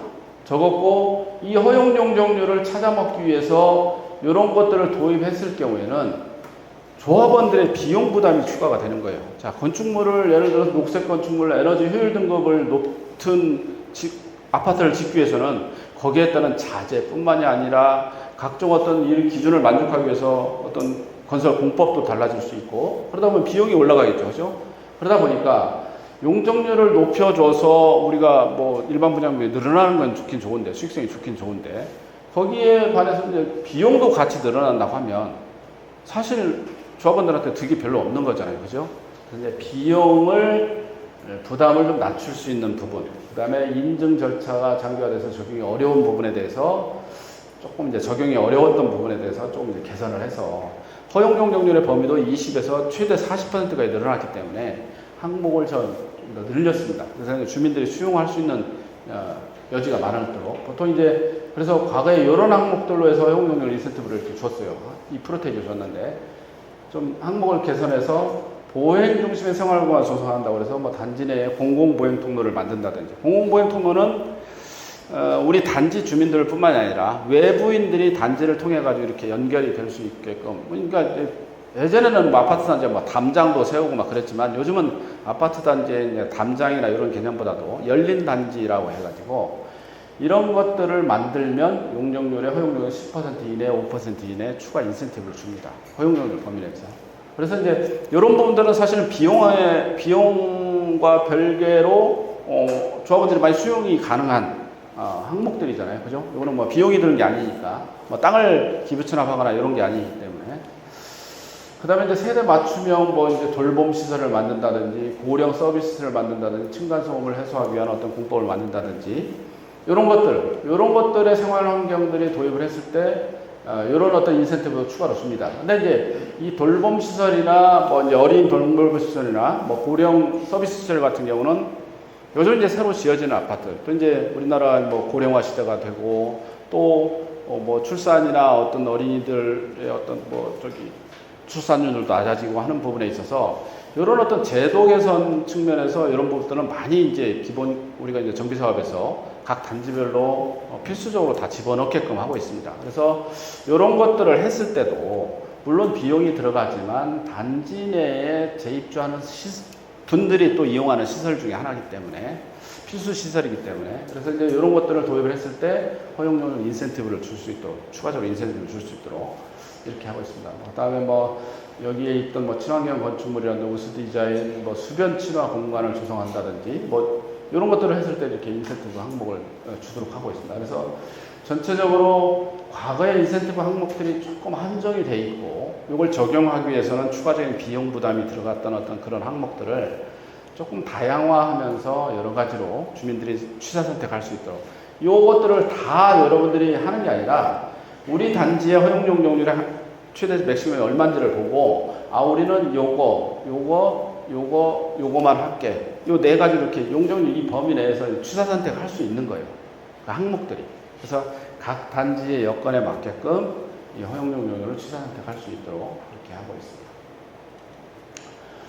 또 하나는 이제 미래 세대를 위한 친환경 인센티브를 좀 강화하겠다. 그래서 이제 이 친환경 인센티브라는 게 과거에는 친환경이라는 부분은 이제 제가 아까 말씀드린 상한 용적률이라 하면 무조건 공공의 기부 체납을 한 땅이든 건축물이든 기부 체납에 따라서 올라가는 용적률이 상한 용적률인데 사실은 친환경이라는 건 뭐 기부 체납이 아니잖아요. 그죠? 근데 이제 기부 체납이 아닌데 어떤 지역 같은 경우는 이제 한 230에서 250까지 올라가면 뭐 한 20%가 기부 체납에 따라서 용적률 인센티브를 받아야 되는데 우리 단지 같은 경우는 뭐 주변에 도로도 좋고 뭐 공원도 추가로 만들 필요도 없고 해가지고 기부 체납할 게 없어요. 그러면 허용은 230 받아들여도 기부 체납 양이 적으면 이 상한까지 다 못 가는 경우들이 생길 수가 있잖아요. 그죠? 근데 아깝잖아요. 여기까지 올라갈 수가 있는데 그렇다고 해서 이걸 받기 위해서 억지로 뭐 내 땅을 내놔야 되는 뭐 경우도 생길 수가 있는데 굳이 그럴 필요가 없이 친환경 인센티브를 받게 되면 자 이제 허용해서 아까 말씀드린 대로 이제 친환경 건축물이라는 개념이 있죠. 요거를 받게 되면 상한 용적률에 우선 적용을 해주겠다. 친환경 부분을. 그러니까 지금까지는 이 허용에서 상한 올라갈 때는 무조건 기부 체납 땅이든 건축물이든 구나 시에다 내 땅을 내놔야만 용적률이 올라갈 수가 있었는데 그렇게 내놓지 않고도 친환경 건축물을 도입을 한다 그러면 상한 용적률 인센티브에 올라갈 수 있도록 그렇게 이제 제도를 만들었습니다. 그 의미는 뭐냐면 미래 세대를 위해서 친환경 부분을 갖다가 좀 강조를 해서 앞으로 지어지는 아파트는 좀 친환경 아파트로 좀 지어졌으면 좋겠다라는 어떤 제도의 어떤 유도 측면이에요. 그러니까 서울시에서는 이런 것들에 대해서 좀 강조를 하고 앞으로 지어지는 아파트에 대해서 이런 기준을 좀 적용했으면 좋겠다라는 의미가 강합니다. 그래서 이제 친환경 부분을 상한에도 적용할 수 있게끔 이렇게 하고 있고 만약에 상한이 다 찼다고 하면 아까 말씀드린 대로 이제 허용에다 적용을 하시면 돼요. 상한이 다 찼다고 하면. 그래서 이제 그런 개념으로 이런 어떤 제도가 만들어졌다. 그 다음에 이제 공공기업 부분에 있어서 약간의 입지 여건에서 좀 차등을 두고 있다. 예를 들어서 공공기업 비율이 1종 일반 주거지에서 2종 일반 주거지 상향을 하게 되면 전체 구역 면적의 10%를 공공기업 비율로 정해져 있습니다. 그래서 전체 구역 면적의 10%를 도로든 공원이든 뭐 건축물로 기부 체납하든 구역 면적의 10%에 해당하는 만큼의 기부 체납을 하게끔 돼 있어요. 의무적으로. 그런데 예를 들어서 이건 뭐 높이 규제가 없는 지역에서는 이렇게 기부 체납하고 10% 기부 체납하고 용적률 인센티브를 받으면 얼마든지 내가 기부 체납한 거 손해본 만큼 용적률 인센티브를 받아서 다 만회를 할 수가 있어요. 근데 어떤 지역 같은 경우는 뭐 이제 높이가 이렇게 제어가 돼서 우리 강북구가 있나 모르겠는데 고도지구가 있나 모르겠는데 예를 들어서 고도지구가 지정이 돼 있다든지 아니면 주변 지역에 뭐 이제 뭐 문화재가 있어가지고 고도를 높이 못 올린다든지 이런 어떤 지역이 있을 수가 있습니다. 그러다 보면 의무적으로 10%를 기부채납을 하게끔 돼 있는데 1단계 올리는데 용도지역을 올리는데 10% 기부채납을 하게끔 돼 있는데 이게 고도가 제한이 돼 있으면 용적률을 다 못 올리는 수가 있습니다. 예를 들어 건축 설계를 했는데 고도가 제한이 돼 있으면 용적률을 아무리 찾아먹으려고 해도 다 못 찾아먹는 단지가 있어요. 그러다 보면 용적률을 이렇게 용도지역을 올리는 효과가 만약에 반감이 되죠. 그래서 10% 기부채납의 의무사항을 이 높이 제한이 있을 경우에는 이게 이제 높이 제한이 얼마나 높이 제한에 따라서 용적률이 얼마나 못 올라가느냐 요거에 따라서 기부채납 비율도 조정을 할 수가 있다. 그래서 예를 들어서 200% 여기 이 지역은 높이 제한이 있어가지고 최대로 올라갈 수 있는 용적률이 220%밖에 안 되더라. 이렇게 하면 20%밖에 못 올라가잖아요. 그래서 이제 이걸 계산을 해보면 조정 공공기여는 4%만 하면 될 수 있도록. 그러니까 과거에는 1단계 용도지역 상향하면 무조건 10% 하게끔 돼 있는데 이런 경우에는 4%만 해도 용도지역 변경이 될 수 있도록 그렇게 이제 제도를 만들었습니다. 그래서 이런 지역들이 뭐 그다지 많지는 않지만 지금 아마 이제 강북구도 요 북한산 쪽으로 과거에 고도지구가 있었는데 그런 지역들은 좀 아마 조금 풀렸을 거예요. 제가 알기로는 풀린 걸로 알고 있는데 그런 고도지구에 따른 어떤 용적률을 다 못 찾아먹는 지역들이 있다고 하면 이런 어떤 제도에 따라서 수혜를 볼 수 있는 그런 지역이 있을 수가 있습니다. 그 다음에 이제 또 하나가 이제 입체공원이라는 부분이 있어요. 이것도 우리가 이제 재개발 사업을 하든 재건축 사업을 하든 정비 사업을 하게 되면 1000세대가 넘어가면 공원을 의무적으로 만들어야 되는 규정이 있습니다. 예를 들어 세대당 3제곱미터씩 해야 돼요. 1000세대가 넘어가면. 근데 공원을 만들면 공원 부지는 무조건 기부 체납을 해야 돼요. 그죠? 기부 체납을. 시나 구에다 기부 체납을 해야 돼요. 근데 예를 들어서 우리 지역은 뭐 1단계 상향도 아니고 용도지역 상향도 아니고 아까 용도지역을 1단계 상향을 한다고 하면 의무 비율로 기부 체납 비율 10%라고 정해져 있다고 그랬잖아요. 예를 들어서. 근데 우리 지역은 현재 뭐 용도지역이 2종 일반 주거지역인데 예를 들어서 3종 일반 주거지역인데 용도지역 변경 안 하면서 정비계획을 수립을 해요. 그러면 공공시설 기부채납 의무 비율이 없습니다. 그죠? 근데 1000세대가 넘어가면 세대당 3제곱미터씩 공원을 의무적으로 해야 돼요. 또, 뭐, 주변의 어떤 도로 현황에 따라서 일부 뭐 도로도 좀 확장을 해야 되는 경우가 생길 수도 있겠죠. 그러다 보면 공공시설 의무 비율은 없지만 어쩔 수 없이 해야 되는 공공시설 중에 공원도 있고 도로도 있습니다. 근데 이 공원을 만든다는 거는 기부채납을 해야 돼요. 의무적으로. 그러면 내 대지 면적이 줄어드는 거잖아요. 그죠? 내 대지 면적이 줄어드는 거잖아요. 그래서 이런 것들을 공원을 만들 때 의무적으로 만들어야 되는 조항도 있지만 의무적으로 기부채납에 따른 내 대지 면적이 줄어들음으로 인해서 사업성이 악화되는 부분을 좀 보정을 해주겠다. 그런 차원에서 입체공원이라는 제도를 만들었어요. 입체공원이 뭐냐면 자, 상층부는 공원으로 만들어요. 공원을 만들고. 자, 이제 지하는 주민들을 위한 뭐 주차장이 됐던, 예를 들어서 주민들의 어떤 시설이 되겠죠. 그래서 이제 다른 시설로 하고, 상층부, 지상부만 공원으로 만들어서 이 지상권만 구청에다가 설정을 해주고, 지상권 설정해주고, 공원 부지를 대지 면적으로 쓰는 거예요. 내 대지 면적. 그러면 예를 들어서 용적률 200%의 내 대지 면적이 100이라는 면적을 가지고 200%를 만들면 200이라는 아파트를 지을 수가 있는데 이 공원이 들어감으로 해서 내 대지 면적이 줄어들면서 예를 들어서 200%면 내 공원이 20% 정도 예를 들어서 이 공원이 나가서 내 대지가 80으로 줄면 그거에 대한 20%는 200% 용적률 200%는 160밖에 안 되잖아요. 그죠? 그래서 이 줄어드는 공원 기부 체납으로 인해서 대지가 줄어드는 걸 갖다가 조금 주민들한테 좀 돌려드리기 위해서 입체공원을 했을 경우에는 이 공원 부지를 대지 면적으로 인정을 해주겠다. 그래서 사업성을 좀 올려주겠다. 이게 좀 어려운 얘기지만 이런 어떤 제도도 있다. 근데 이제 요거를 허용을 받기 위해서는 사전 컨설팅이라는 제도가 서울시에서 받아야 됩니다. 그래서 우리 지역은 이렇게 사업성도 없고 이 공원 부지를 입체공원으로 만들어서 좀 사업성을 좀 올리고자 합니다. 라고 하는 부분에 대해서 자료를 만들어서 서울시에다 요청을 하게 되면 서울시의 사전 컨설팅을 통해 가지고 이 지역은 입체공원으로서 해도 괜찮을 것 같아. 아니면 이 지역은 입체공원이 적정하지 않아.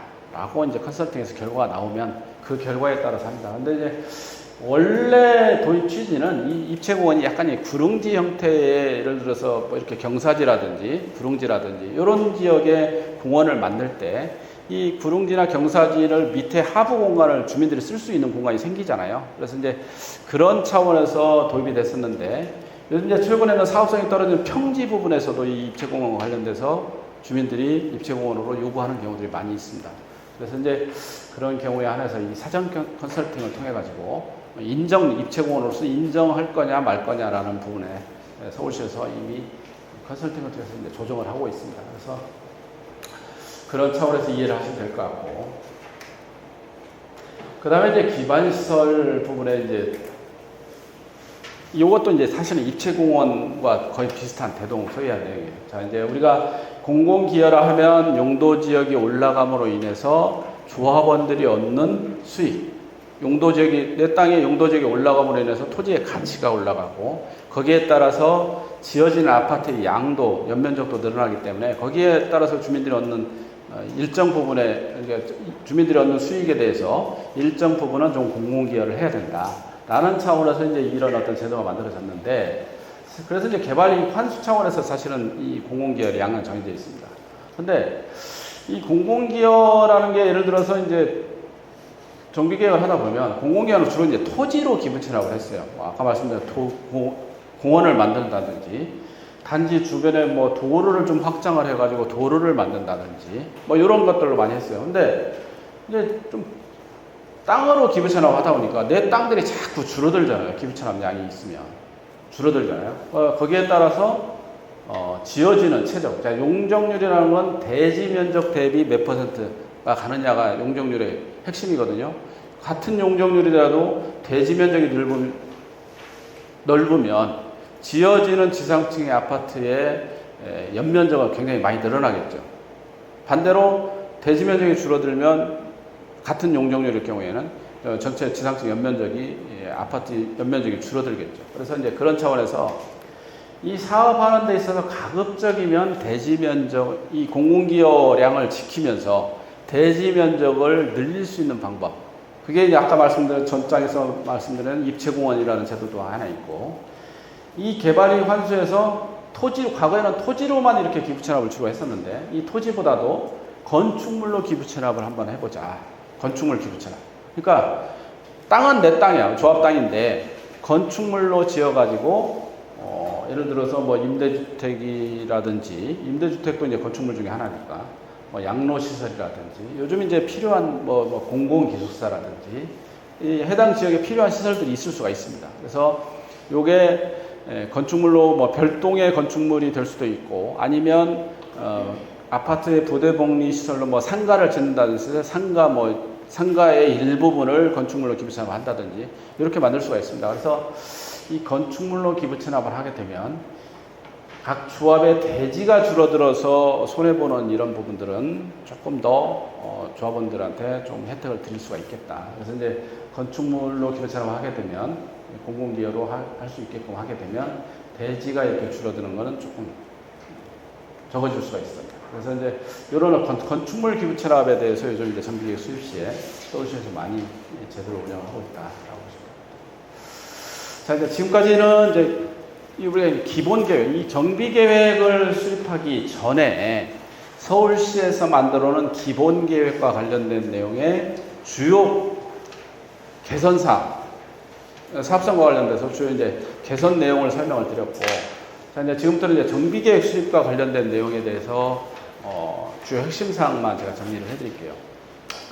우리가 이제 정비 사업을 진행하는 데 있어서 어떻게 보면은 이제 사실은 정비계획이라는 건 맨 첫 단계에서, 맨 초창기에 사실은 계획을 수립하는 거예요. 그래서 정비 사업은 전체적으로 계획 단계가 있고, 그다음에 이제 사업 시행 단계가 있고, 나머지 이제 관리 처분 단계로 이렇게 크게 구분이 되는데, 우리가 이제 사업 시행 단계는 여러분들이 계획이 수립되고 나면 거기에 따라서 뭐 아파트를 짓고 뭐 이제 공사하고 하는 단계가 이제 사업 시행 단계죠. 근데 이제 그 단계까지 가기 전에 맨 처음에 이 현재 우리 지역을 미래에 어떤 모습으로 아파트를 어떻게 짓고 아파트의 평형 구성을 어떻게 하고 하는 각종 사항들을 갖다가 계획을 먼저 수립을 해서 서울시한테 인가를 받아야 됩니다. 그래서 이제 그 단계가 정비계획 수립 단계라고 보시면 돼요.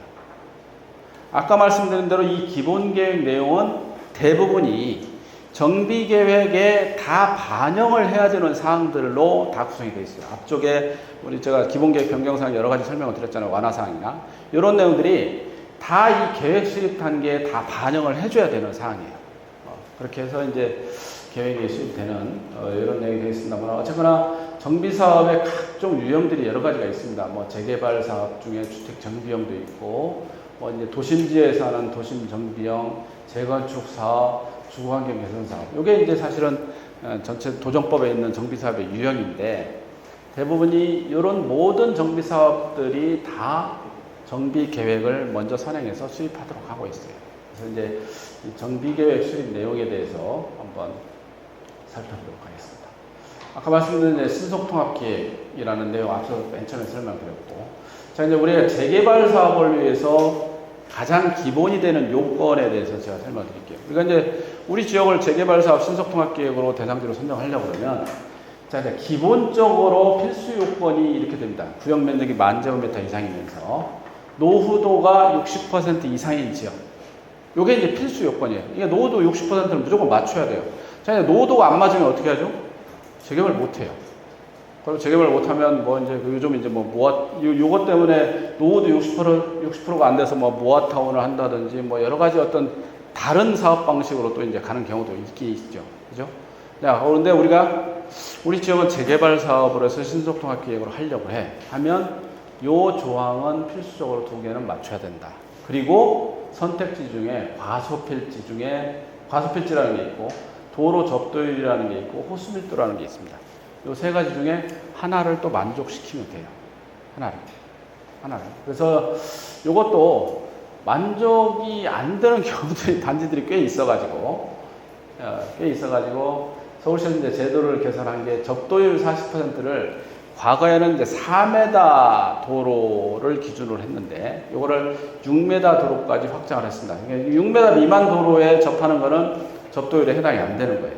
그래서 이제 접도율이 좀 올라갈 수 있게끔 기준을 조금 완화해서 운영을 하고 있다. 그래서 제가 볼 때는 뭐 노후도가 맞으면 이런 것들은 얼마든지 지금 기준이 많이 완화가 되어 있기 때문에 재개발 요건에 충족이 되는 것 같아요. 그래서 거의 뭐 우리나라 서울시내 단독주택지는 노후도만 맞으면 거의 다 재개발이 될 수 있는. 과거에는 요거는 맞더라도 요 4개 중에 하나를 못 맞춰가지고 재개발이 안 되는 구역들이 많이 있어요. 왜냐하면 뭐 예를 들어서 구역정비 사업을 해가지고 뭐 도로도 좀 반듯반듯하게 만들어져 있고 건물은 노후화되어 있지만 반듯반듯하게 만들어져 있고 그러면 건물은 노후화되어 있지만 요것들을 못 맞춰서 재개발 예정구역으로 못 만드는 지역들이 많았었거든요. 그래서 이제 그런 지역들은 과거에는 단독주택 재건축이라는 제도가 있어가지고 그렇게 해서 잠깐 추진했던 시기가 있었습니다. 근데 단독주택 재건축은 2010년대 되면서 없어졌어요, 법에서. 그래서 단독주택지에서는 재개발 사업밖에 할 사업이 없어요. 물론 이제 최근에 뭐 이제 가로주택 정비 사업도 있고 무화주택도 있고 여러 가지가 있지만 이렇게 규모 있게 사업을 하는 거는 재개발 사업밖에 없다. 근데 이제 그러려고 하면 이런 기준들을 맞춰야 되는데 이게 이제 이 조항 때문에 사실은 재개발이 못했던 지역들이 많이 있었어요. 그래서 이 기준들을 좀 완화해서 갈 수 있게끔 하고 있다라고 보시면 될 것 같아요. 그런데 정비계획을 수립하는 데 있어서 정비계획에서 결정되는 사항들이 어떤 사항이 있는지 이게 이제 법에 되어 있고 도정법 제9조 1항 도정법 시행령에 있고 서울시 도시 및 주거환경 정비 조례에 있습니다. 그래서 이러한 내용들이 우리가 이제 정비계획으로 결정되는 사항이에요. 그러면 정비계획이라고 하는 모든 어떤 사업 초창기에 결정되는 사항이라고 했잖아요. 보시면 정비사업의 명칭, 구역의 면적 및 정비구역 및 그 면적, 그 다음에 토지 등 소유자 분담금 추산액 산출 근거. 요게 아까 말씀드린 대로 분담금 추산한다고 그랬잖아요. 정비계획 수립할 때. 그 다음에 도시계획 시설 설치에 관한 계획, 뭐 공원이라든지 도로라든지 어떤 기반시설, 뭐 예를 들어서 뭐 학교라든지 복지시설이라든지 이런 것들이 이제 도시계획 시설인데 이런 것들에 대한 설치를 어떻게 할 것인지에 대한 계획. 그 다음에 주민 공동이용 시설에 대한 설치 계획. 뭐 아파트를 지어지고 나면 요즘은 이제 커뮤니티 시설로 해서 뭐 헬스장도 만들고 뭐 경로당도 만들고 어린이집도 만들고 뭐 독서실도 만들고 이런 것들이 있잖아요. 뭐 단지 큰 데는 뭐 수영장도 심지어 만들기까지 해요. 근데 이런 어떤 주민 공동이용 시설에 대한 설치 계획도 정비계획에서 같이 결정됩니다. 그 다음에 제일 중요한 게 건축물에 대한 건폐율 용적률 높이에 관한 계획. 요게 사실은 어떻게 보면 핵심이라고 보시면 되죠. 이게 이제 사업성과 관련된 부분이기 때문에. 그래서 용적률 높이에 관한 계획, 환경 보전 재난 방지, 주변에 학교가 있다면 교육 환경 보호에 관한 계획, 세입자 주거 대책 뭐 이런 것들. 뭐 이제 용도지역 상향이 있다면 용도지역 상향과 관련된 계획이라든지 이런 것들. 이런 일련의 계획들이, 그러니까 정비 계획이 제가 이제 뭐 가장 큰 핵심이 아마 이제 용적률이고 여러분들의 어떤 뭐 토지용 계획도 상의 기반시설을 얼마나 제공하고 하는 그에 따라 용적률이 어떻게 되고 이게 어떻게 보면 핵심이지만 그거 이외에 굉장히 많은 사항들이 정비 계획 단계에서 결정이 돼야 됩니다. 뭐 재난과 관련된 이런 것들, 재난이라든지 환경이라든지 뭐 이런 것들, 이런 안전 범죄 예방에 관한 계획, 뭐 이런 것들이 다 결정이 되게끔 되어 있습니다. 그래서 법과 시행령 조례에 나열되어 있는 결정 사항이 되겠습니다. 그래서 그 결정 사항들은 아마 이제 정비계획을 수립하는 여러분들이 직접 수립하는 게 아니기 때문에 여러분들이 뭐 업체를 선정해서 그 업체한테 의뢰를 해서 그 업체가 이제 계획을 수립하면 앞서서 말씀드린 이런 항목들을 다 만들어 드릴 거예요. 그래서 여러분들은 좀 뭐 참고로 하시면 될 것 같은데 제일 중요한 게 이제 정비계획에서 아까 말씀드린 기본계획 변경 사항들을 대개 반영을 해야 된다고 했잖아요. 그러니까 입지여건에 대해서 용도지역을 어떻게 가져갈 거냐. 이 지역을 우리 지역은 정비계획 수립 시에 용도지역을 2종 7층인데 2종 일반 주거지로 변경한다든지 2종 일반 주거지에 3종을 변경을 한다든지 아니면 그냥 뭐 변경함에 따라서 순부담 비율이 공공기여 비율이 이렇게 있으니까 우리는 그냥 순부담 안 하고 그냥 우리 지역에서 그냥 그대로 하는 게 좋겠다. 뭐 2종을 그냥 하는 게 좋겠다 하면 그냥 뭐 용도적 변경 안 하고 할 수도 있고 그렇습니다. 그래서 요거는 용도지역 상향에 따른 순부담 의무 기준, 공공기여 의무 기준이에요. 예를 들어서 2종 7층에서 3종으로 변경한다 하면 10% 이상. 2종에서 마찬가지로. 근데 2종에서 준주거지역까지 간다. 그러면 20%를 기부천업을 해야 돼요. 순부담. 20%면 대지 면적 기준으로 20%면 굉장히 큰 면적이죠. 그죠? 그래서 이제 이 순부담 기준에 따라서 우리 지역은 어떻게 가는 게 적정한 건지, 사업성이 좋은 건지, 이런 것들은 한번, 시뮬레이션을 통해가지고 고민을 한번 해보셔야 돼요. 그래서 이제 용도적 상향이 무조건 높아지는 게 좋은 것도 아니고, 높아짐으로 인해서 공공기율이 내 땅이 그만큼 줄어드는 효과가 많이 있기 때문에 적정한 선에서 가는 게 좋습니다. 그래서 요거는 이런 기준에 의해서 판단을 한다. 정비계획 수립 시에. 다음에 이제 토지용 계획에 따라서 이제 상한 용적률의 완화 범위를 제가 오늘 한번 정리를 해서 용적률과 관련된 내용을 어떻게 개선되는지 핵심으로 정리를 해볼게요. 예를 들어서 요게 이제 요 지역을 이렇게 재개발한다고 이렇게 한번 보시면 여기에 보면 뭐 공원도 있고, 뭐 사회복지시설도 있고, 공공보행 통로도 있고, 뭐 도로도 있고 그렇습니다. 근데 자 이제 아까 말씀드린 용적률이라는 게 이 지역을 정비계획을 수립하는데 용적률을 이렇게 계산을 합니다. 자 용적률을 보시면 이 지역이 예를 들어서 3종 일반 주거지역이라고 보시는 거예요. 그러면 기준 용적률이 3종 일반 지역에 210% 정해져 있습니다. 정해져 있다고 그랬잖아요. 그 다음에 허용 용적률에 210에서 20% 올라간다고 그랬어요. 그 20%가 완화량이 아까 허용 용적률 항목들 여러 가지 말씀드렸잖아요. 자, 이 지역 같은 경우는 허용 용적률이 공공보행 통로가 있고 또 하나 우수 디자인으로 허용 용적률을 10%씩 받았습니다. 그래서 공공보행 통로하고 우수 디자인으로서 허용 용적률 20%를 받아서 230까지 올라가요. 그리고 상한 용적률까지는 기반시설 등을 제공한 후에 이 제공에 따라서 올라가는 용적률이라고 그러잖아요. 그러면 허용 용적률 공공보행 통로하고 우수 디자인은 이거 기반시설을 제공하는 게 아니에요. 땅을 내놓는 게 아니고 내 땅이면서 일반인들이 이렇게 통행할 수 있는 길만 열어주는 겁니다. 근데 이게 이제 기반시설이라 하면 여기서 이제 도로도 만들고 예를 들어서 공원도 이렇게 만들어서 기부 찬업을 했잖아요. 그죠? 공원을 했어. 그러면 이 전체 기존의 우리 대상지 내에서 기존의 국공유지가 있습니다. 기존에. 그죠? 우리가 사업을 하려고 하면 전부 다 사유지는 아니잖아요. 거기에 뭐 도로도 있고, 소공원도 있고 하다 보면 구청 땅도 있고, 시청 땅도 있고, 뭐 국토부의 뭐 정부 기재부 땅도 있고, 여러 가지 땅이 있습니다. 그러니까 그게 다 일련의 국공유지라고 그래요. 그 땅의 면적 중에 주민들한테 의무적으로 현재 현황이 국공유지지만 주민들한테 무상양여를 해야 되는 땅이 있어요. 그게 도시계획으로 도로로 만들어져 있다든지 이런 땅들은 재개발 조합에 정부가 가지고 있는 땅이라고 하더라도 그걸 재개발 조합에 무조건 의무적으로 주게끔 돼 있어요. 무상양여를 하게끔 돼 있습니다. 근데 이 무상양여라는 게 그냥 공짜로 주지만 그냥 공짜가 아니에요. 그러면 자, 정비계획 수립 시에 새로 만들어지는 기반시설이 또 있잖아요. 그죠? 새로 만들어지는 기반시설. 우리가 이제 정비계획 수립 토지개발 이게 도로가 없던 도로가 새로 만들어졌어요. 공원도 없던 게 이렇게 공원을 새로 만들어졌어요. 그러면 우리가 무상양여로 받았던 면적이 있을 거 아니에요. 그죠? 그러면 새로이 만들어지는 이런 어떤 기반시설 면적에서 우리가 무상양여로 받았던 면적을 제외합니다. 제외를 하고 순부담 비율, 공공기여 비율 10%면 10%, 20%면 20%를 그렇게 계산을 하는 거예요. 복잡하죠?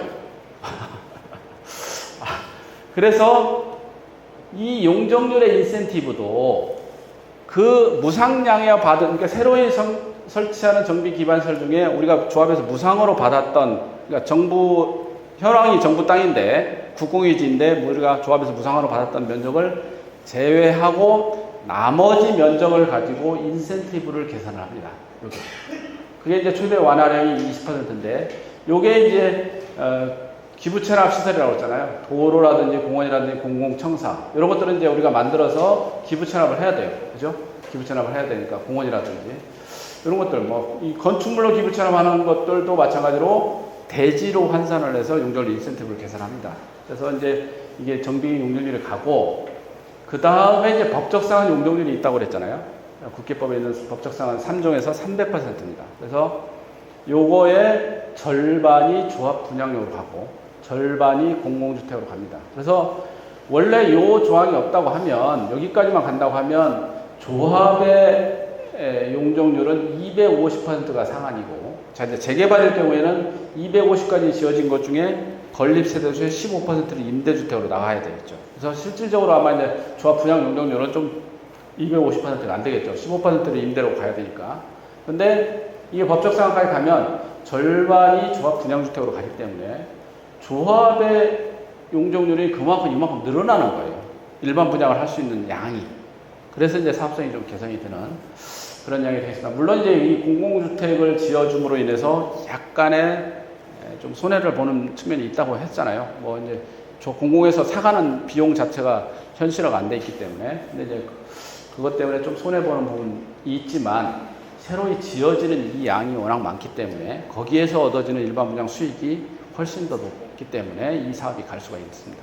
그래서 이런 어떤 내용들로 해서 용적률이 용적률 체계로 해서 정비계획 수립 단계에서 이런 어떤 그림들 우리가 토지용 계획이라고 합니다. 이런 것들이 이후에 도로라든지 뭐 이런 어떤 공원이라든지 택지를 어떻게 가져갈 건지 이런 것들에 대한 토지로 이렇게 면적으로 그리는 게 이제 토지용 계획인데 이런 것들이 정비계획 때 결정이 되는 거예요. 그래서 신속통합계획 자문을 할 때 보면 이런 내용을 가지고 뭐 공원은 어떻게 이렇게 선형으로 가는 거 우리 싫다. 이거 공원을 이렇게 면적으로 만들어 달라. 또는 뭐 예를 들어서 뭐 도로가 이렇게 가는 걸 이렇게 굽어지는 거 싫다. 우리는 이렇게 직선으로 만들어 달라. 예를 들어서 이런 것들이 뭐 각종 자문 과정에서 계속 이렇게 피드백이 되는 거예요. 그래서 이런 것들이 만들어지면 최종적으로 주민들한테 이렇게 설명회를 해서 자문단을 통해 가지고 이런 어떤 의견을 받아서 이렇게 정리를 했습니다. 이렇게 했을 때 용적률이 조합 분양 용적률은 얼마가 되고 그러면 건립 세대수가 어느 정도 됩니다라고 해서 설명회를 다 합니다. 그래서 이게 이제 정비계획의 어떻게 보면 핵심이라고 보시면 돼요. 아까 말씀드린 정비계획에 여러 가지 뭐 결정사항이 많지만 그런 사항들은 이제 사실은 어떻게 부수적이고 여러분들이 제일 관심을 가지는 부분들은 사실은 이 부분이라고 보시면 됩니다. 자, 이제 또 하나 용적률에서 이제 재개발 사업에 해당되는 겁니다. 자, 이제 소형주택 60제곱미터 이하를 제공을 했을 경우에는 기준 용적률을 20% 올려주는 기준이 있습니다. 기준 용적률이 각각 용적률이 아까 정해져 있다고 그랬잖아요. 정해져 있는 부분에서 소형주택을 좀 우린 단지를 많이 짓겠다. 60제곱미터 이하, 5구, 뭐 4구짜리 이거를 많이 짓겠다고 하면 이 소형주택에 해당하는 만큼 최대 용적률 20%까지 완화를 해줄 수 있어요. 기준 용적률. 예를 들어서 기준 용적률이 이렇게 돼 있었는데 60제곱미터 이하 지어지는 만큼 기준 용적률을 이만큼 올려주고 그러면 허용이 올라가고 상한도 그만큼 올라가겠죠. 그러면 그만큼 이게 소형주택이라는 게 임대주택이 아니에요. 임대주택이 주민들이 일반한테 분양을 할 수 있는 주택 중에 하나입니다. 근데 작은 평형을 좀 많이 공급을 해서 좀 공급을 유도하기 위한 정책인데 이런 단지 같은 경우는 기준 용적률 20%를 완화를 해주는 기준들이 있다. 그런 내용도 한번 이해를 하시면 될 것 같아요. 그래서 전체적으로 뭐 이걸 도입을 하는 단지, 재개발 단지는 많이 있어요. 훨씬 기준 용적률을 올리는 게 전체적으로 사업성 측면에서 이득이 많이 되기 때문에.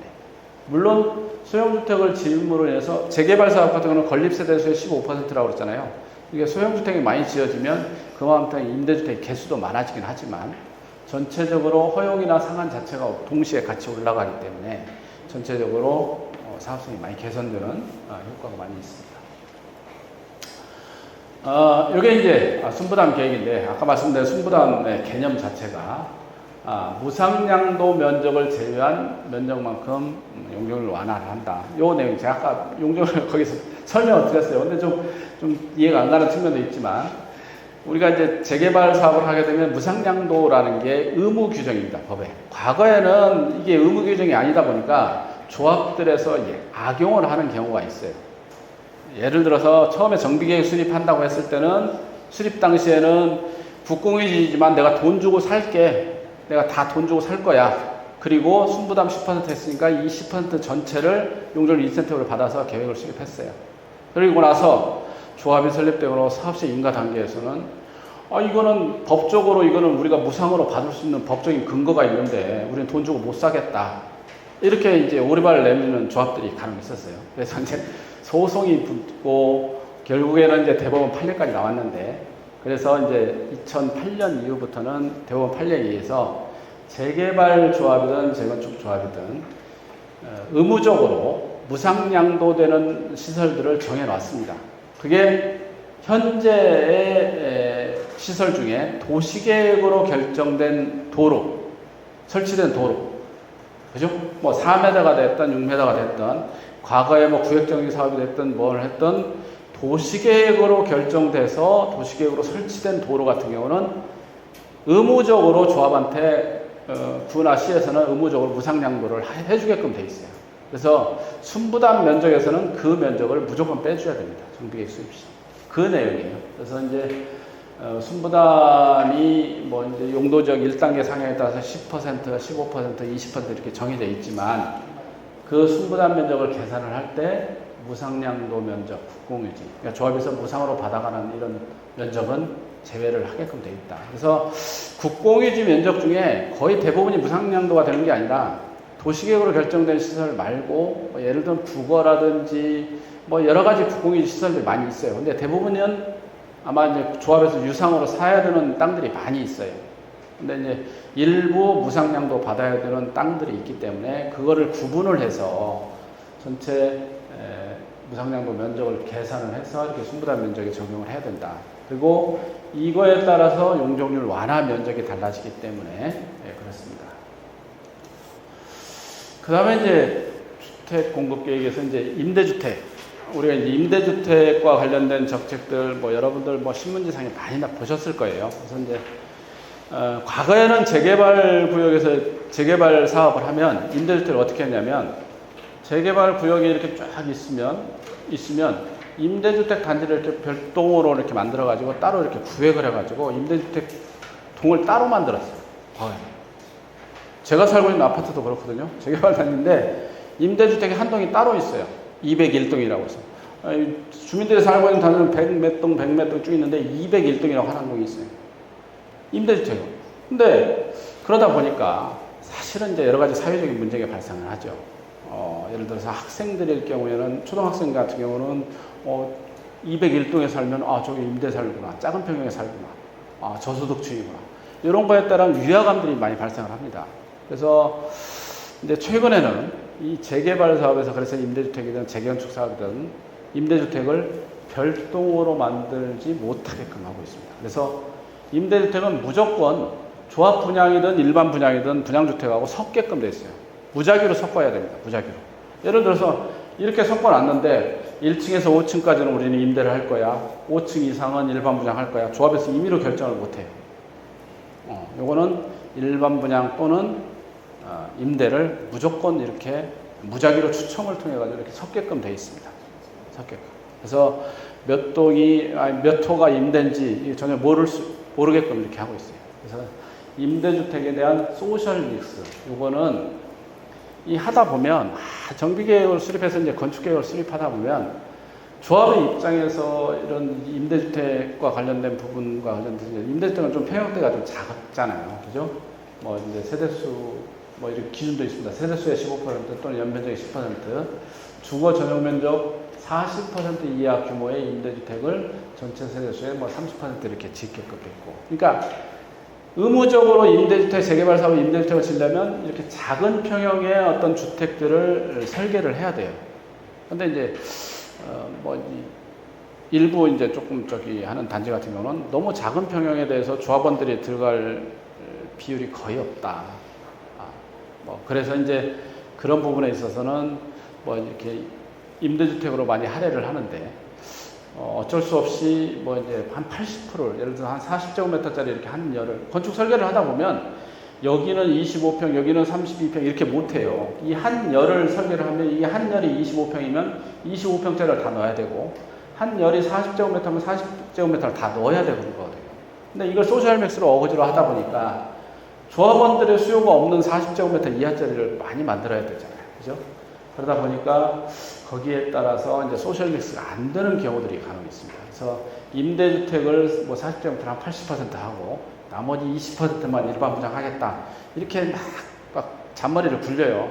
근데 결과적으로 서울시 가면 이게 다 거부당합니다. 이 소셜 믹스는 굉장히 오세훈 시장도 그렇고 강조를 많이 하는 부분이에요. 그래서 거의 5대5, 최대 이게 허용이 안 되면 6대4 정도까지, 임대 6, 일반 분양 4, 요 정도까지는 일부 허용이 되더라도, 이게 편법으로 한 80%는 임대하고 80%는 일반 분양하면서 소셜 믹스라고 이렇게 주장하기에는 어렵다. 정비계획 수립 시에 그렇게 가시면 안 된다. 이렇게 이해하겠습니다.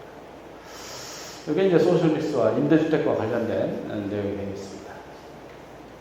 그 다음에 이제 추정 분담금과 관련된 부분인데, 아까 말씀드렸습니다만은 정비계획 수립 시에 이제 추정 분담금을 한다고 그랬잖아요.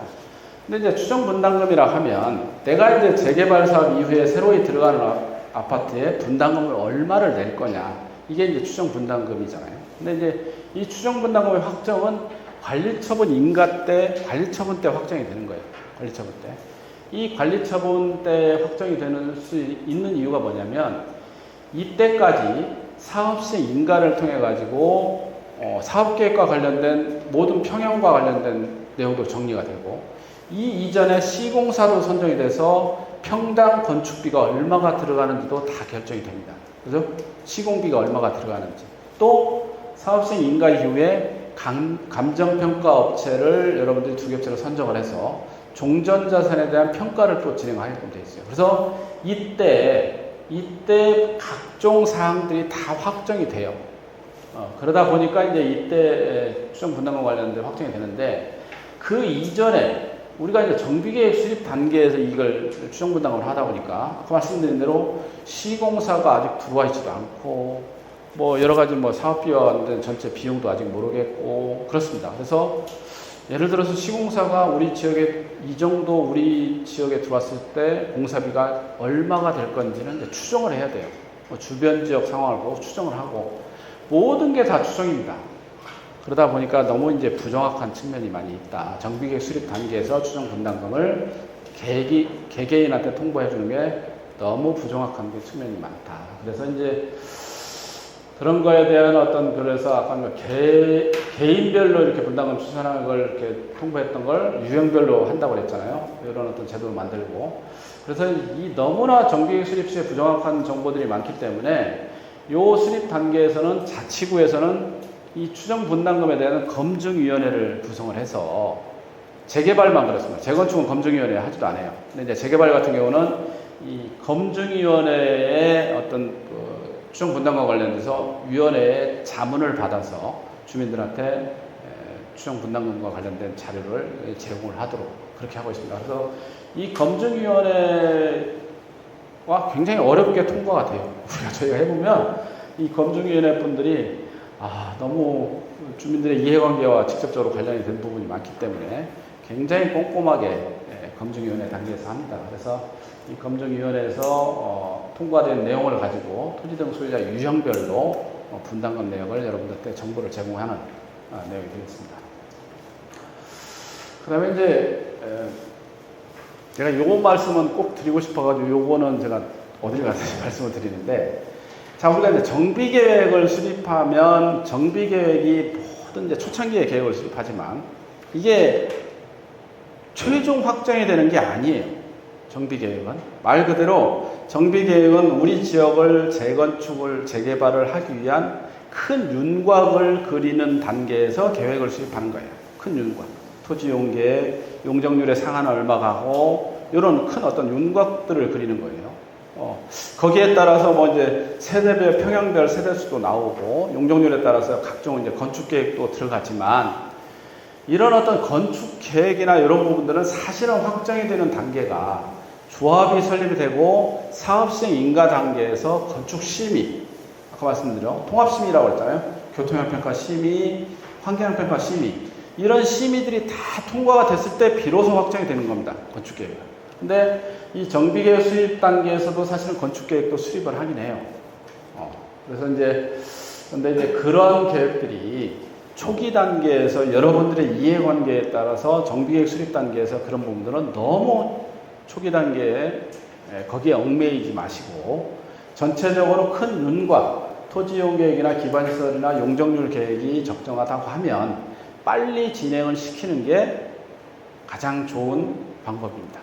그래서 정비사업의 정비계획을 뭐 이렇게 했는데 요 내용이 아니고 예를 들면 우리는 몇 평형대를 더 지어야 돼, 우리는 몇 평형대가 없었으면 좋겠어, 큰 평형을 지어줘, 작은 평형 없었으면 좋겠어, 요런 거 가지고 시간을 많이 보내면 주민들 간에 어떤 갈등이 생겨가지고 시간을 많이 보내면 계획 수립이 늦어질 거 아니에요. 그죠?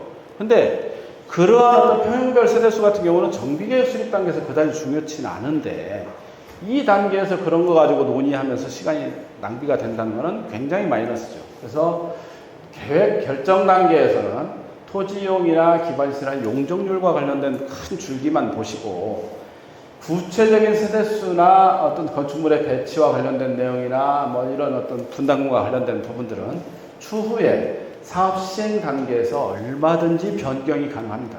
정비계획에서 예를 들어서 여기에는 600세대짜리 뭐 몇 평별로 이렇게 결정이 돼 있다 치더라도 정비계획 결정이 돼 있다 치더라도 추후에 주민들의 선호도에 따라서 평형별 세대수는 얼마든지 바뀌어요. 그러면 이 사업 시행기 건축 심의 단계, 통합 심의 단계에서 그 평형별 세대수는 얼마든지 변경이 가능할 수가 있어요. 변경 가능해요. 그래서 어쨌거나 이런 변경이라는 부분도 사실은 이제 정비계획의 경미한 변경이라는 어떤 범주 내에서 가볍게 변경을 하고 가니까 너무 초기 단계에서 그런 게 얽매이지 않으셨으면 좋겠다라는 차원에서 이거를 한번 말씀드렸어요. 그래서 경미한 변경의 범위라는 게 이렇게 있으니까 이 범위 내에서는 경미한 변경이라 하면 이 정비계획 수립이 요게 이제 입안부터 결정까지 한 1년 넘게 걸린다고 그랬잖아요. 이 경미한 변경으로 정비계획을 변경하면 여기 뭐 주무관님도 계시지만 우리가 보통 한 달 내지는 2달 경미한 변경은 뭐 공람이라는 이런 절차도 없고 입안을 해가지고 관련 부서 협의하고 바로 고시하면 되는 절차이기 때문에 빠르면 한 달, 늦으면 한 2달 정도면 경미한 변경 다 할 수가 있어요.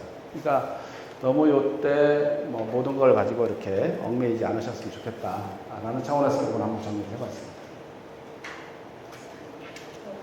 그 다음에 이제 조합 설립과 관련된 이제 조합 직접 설립 제도, 요 내용들이 이제 많이 주민들이 관심을 가지는 것 같아요. 그래서 이제 보통의 이제 정비사업 절차는 정비구역 지정이 되고 나면 추진위원회 구성을 하고 이 추진위원회를 통해서 이제 조합 설립을 하고 인가를 받습니다. 그리고 사업시행 인가 받고 관리처분계획 인가 받고 착공, 준공, 조합 해산 이런 어떤 절차가 이제 정비사업의 일반적인 절차예요. 근데 정비사업, 정비구역 지정을 하고 추진위원회 구성을 하는데 이제 동의를 50% 동의를 받고 추진위원회 구성을 하고 그 다음에 이제 조합을 설립하는데 이제 75% 동의를 받아서 조합을 설립을 하죠. 근데 각각 이제 동의서를 받으면서 이 추진위원회 구성하면서 조합 설립까지 가는데 또 시간이 많이 걸리는 단위들이 꽤 있습니다. 그래서 초기에 정비계획 위반 동의서 진구 시에 조합 설립 추진위원회 구성 생략과 관련된 여부를 조사를 하게끔 되어 있습니다. 양식에 그렇게 되어 있어요. 정비계획 주민제한 위반 제한 동의서의 양식에 우리는 추진위원회 구성 단계를 생략하고 바로 조합을 설립할 거야. 거기에 찬성하느냐 반대하느냐 이런 항목들이 조사하는 게 있어요.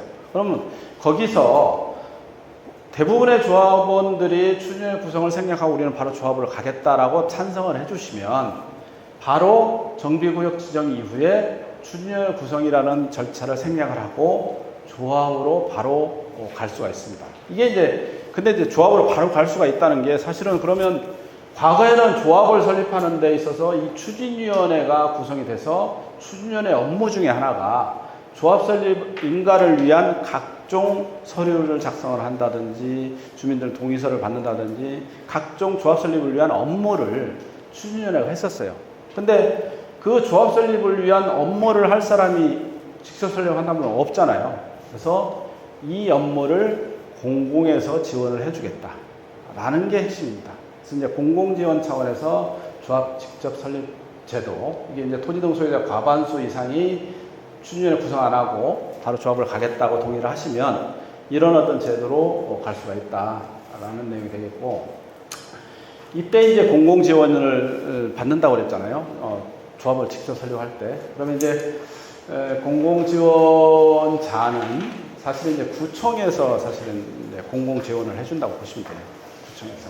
뭐 이제 보통 뭐 SH나 LH도 이렇게 공공지원자가 될 수 있고, 뭐 신탁회사 뭐 이렇게 법에는 이렇게 위탁이 가능하도록 되어 있습니다. 근데 보통 이제 구청에서 하게끔 돼 있고, 뭐 이제 공공지원자 주요 업무도 이렇게 제가 한번 정리를 해봤습니다. 그래서 이것도 한번 참고로 보시면 될 것 같고요. 이렇게 했을 경우에 이제 이점들을 한번 보셔야 되는데, 전체적으로 구역 지정하고 바로 조합 설립하는데 공공지원자가 해주는데, 전체적으로 이제 이 추진위원회 설립에 따른 기간을 좀 단축을 시키고, 마찬가지로 추진위원회에서 운영하는 또 이제 비용들이 있을 거 아니에요. 그래서 이제 그 비용에 대해서 절감이 가능하다. 그 다음에 이제 사업 초기에 전문적이고 효율적인 어떤 공공에서 이제 자문을 해주기 때문에 사업 초기에 사업을 원활하게 이끌어 가는데 도움이 될 수 있다라는 차원에서 이제 공공지원 제도의 조합 설립 직접 운영과 관련된 내용이 되겠습니다. 그 다음에 이제 사업시행 인가, 정비사업 중에 이제 사업시행 인가와 관련된 내용들을 한번 정리를 해봤어요. 이건 사업시행 단계라고 했잖아요. 조합 설립 이후에. 요때 각종 이제 건축물의 배치나 단위세대 평면이나 뭐 이런 것들, 그다음에 이런 내용들이 결정이 되고, 거기에 따라서 각종 이 영향평가 심의, 건축심의라는 영향평가 심의를 이때 이루어집니다. 그래서 요 따로따로 하는 걸 갖다가 이제 통합심의를 해서 이제 절차를 줄여준다고 제가 신속통합계획에서 설명을 드렸고요. 그다음에 이제 시행계획을 이제 조합을 이렇게 수립을 해가지고 이런 절차들, 뭐 조합에 수립해서 서울시에 인가에 신청하고, 뭐 그다음에 공람 의견 청취하고 사업시 인가 고시 받고, 그다음에 이제 뭐 재건축은 매도 청구, 재개발은 뭐 수용이라는 절차, 이런 다 절차를 거칩니다. 이게 이제 사업 시행 단계의 일련의 업무 내용이 되고 있고, 그런데 관리처분 계획입니다. 이때는 이제 종전의 어떤 토지소유권의 어떤 권리를 새로이 지어지는 어떤 건축물에 대한 권리로 이렇게 이제 계산을 하는 거예요. 그래서 이제 비례에 따라서 이제 분담금을 확정하는 단계가 관리처분 단계라고 보시면 될 것 같아요. 그래서 관리처분 때는 뭐 일부 뭐 조합원들이 나는 몇 평으로 하겠다는 이제 분양 신청도 해야 되고 일련의 절차들이 이렇게 있습니다.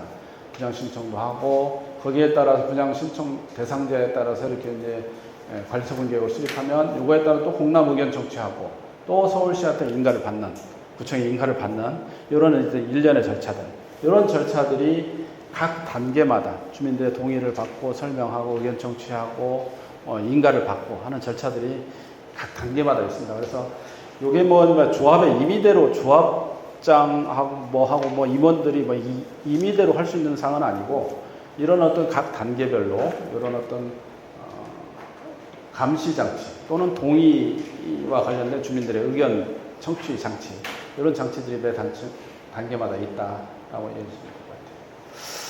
재개발 사업에 제가 이제 사례를 몇 가지를 정리를 했는데 요거는 한번 시간이 많이 됐으니까 요거는 한번 제가 이제 신속통합계획을 했던 사례 몇 가지를 정리를 해봤어요. 뭐 이런 것들은 신속통합계획을 했을 때 어떤 시간들을 거쳐서 어떤 절차를 받는지 이런 내용들 이렇게 이제 결정이 된다 하는 차원에서 제가 한번 사례를 만들었습니다. 이거는 아마 자료를 그냥 참고로 한번 보시면 될 것 같아요.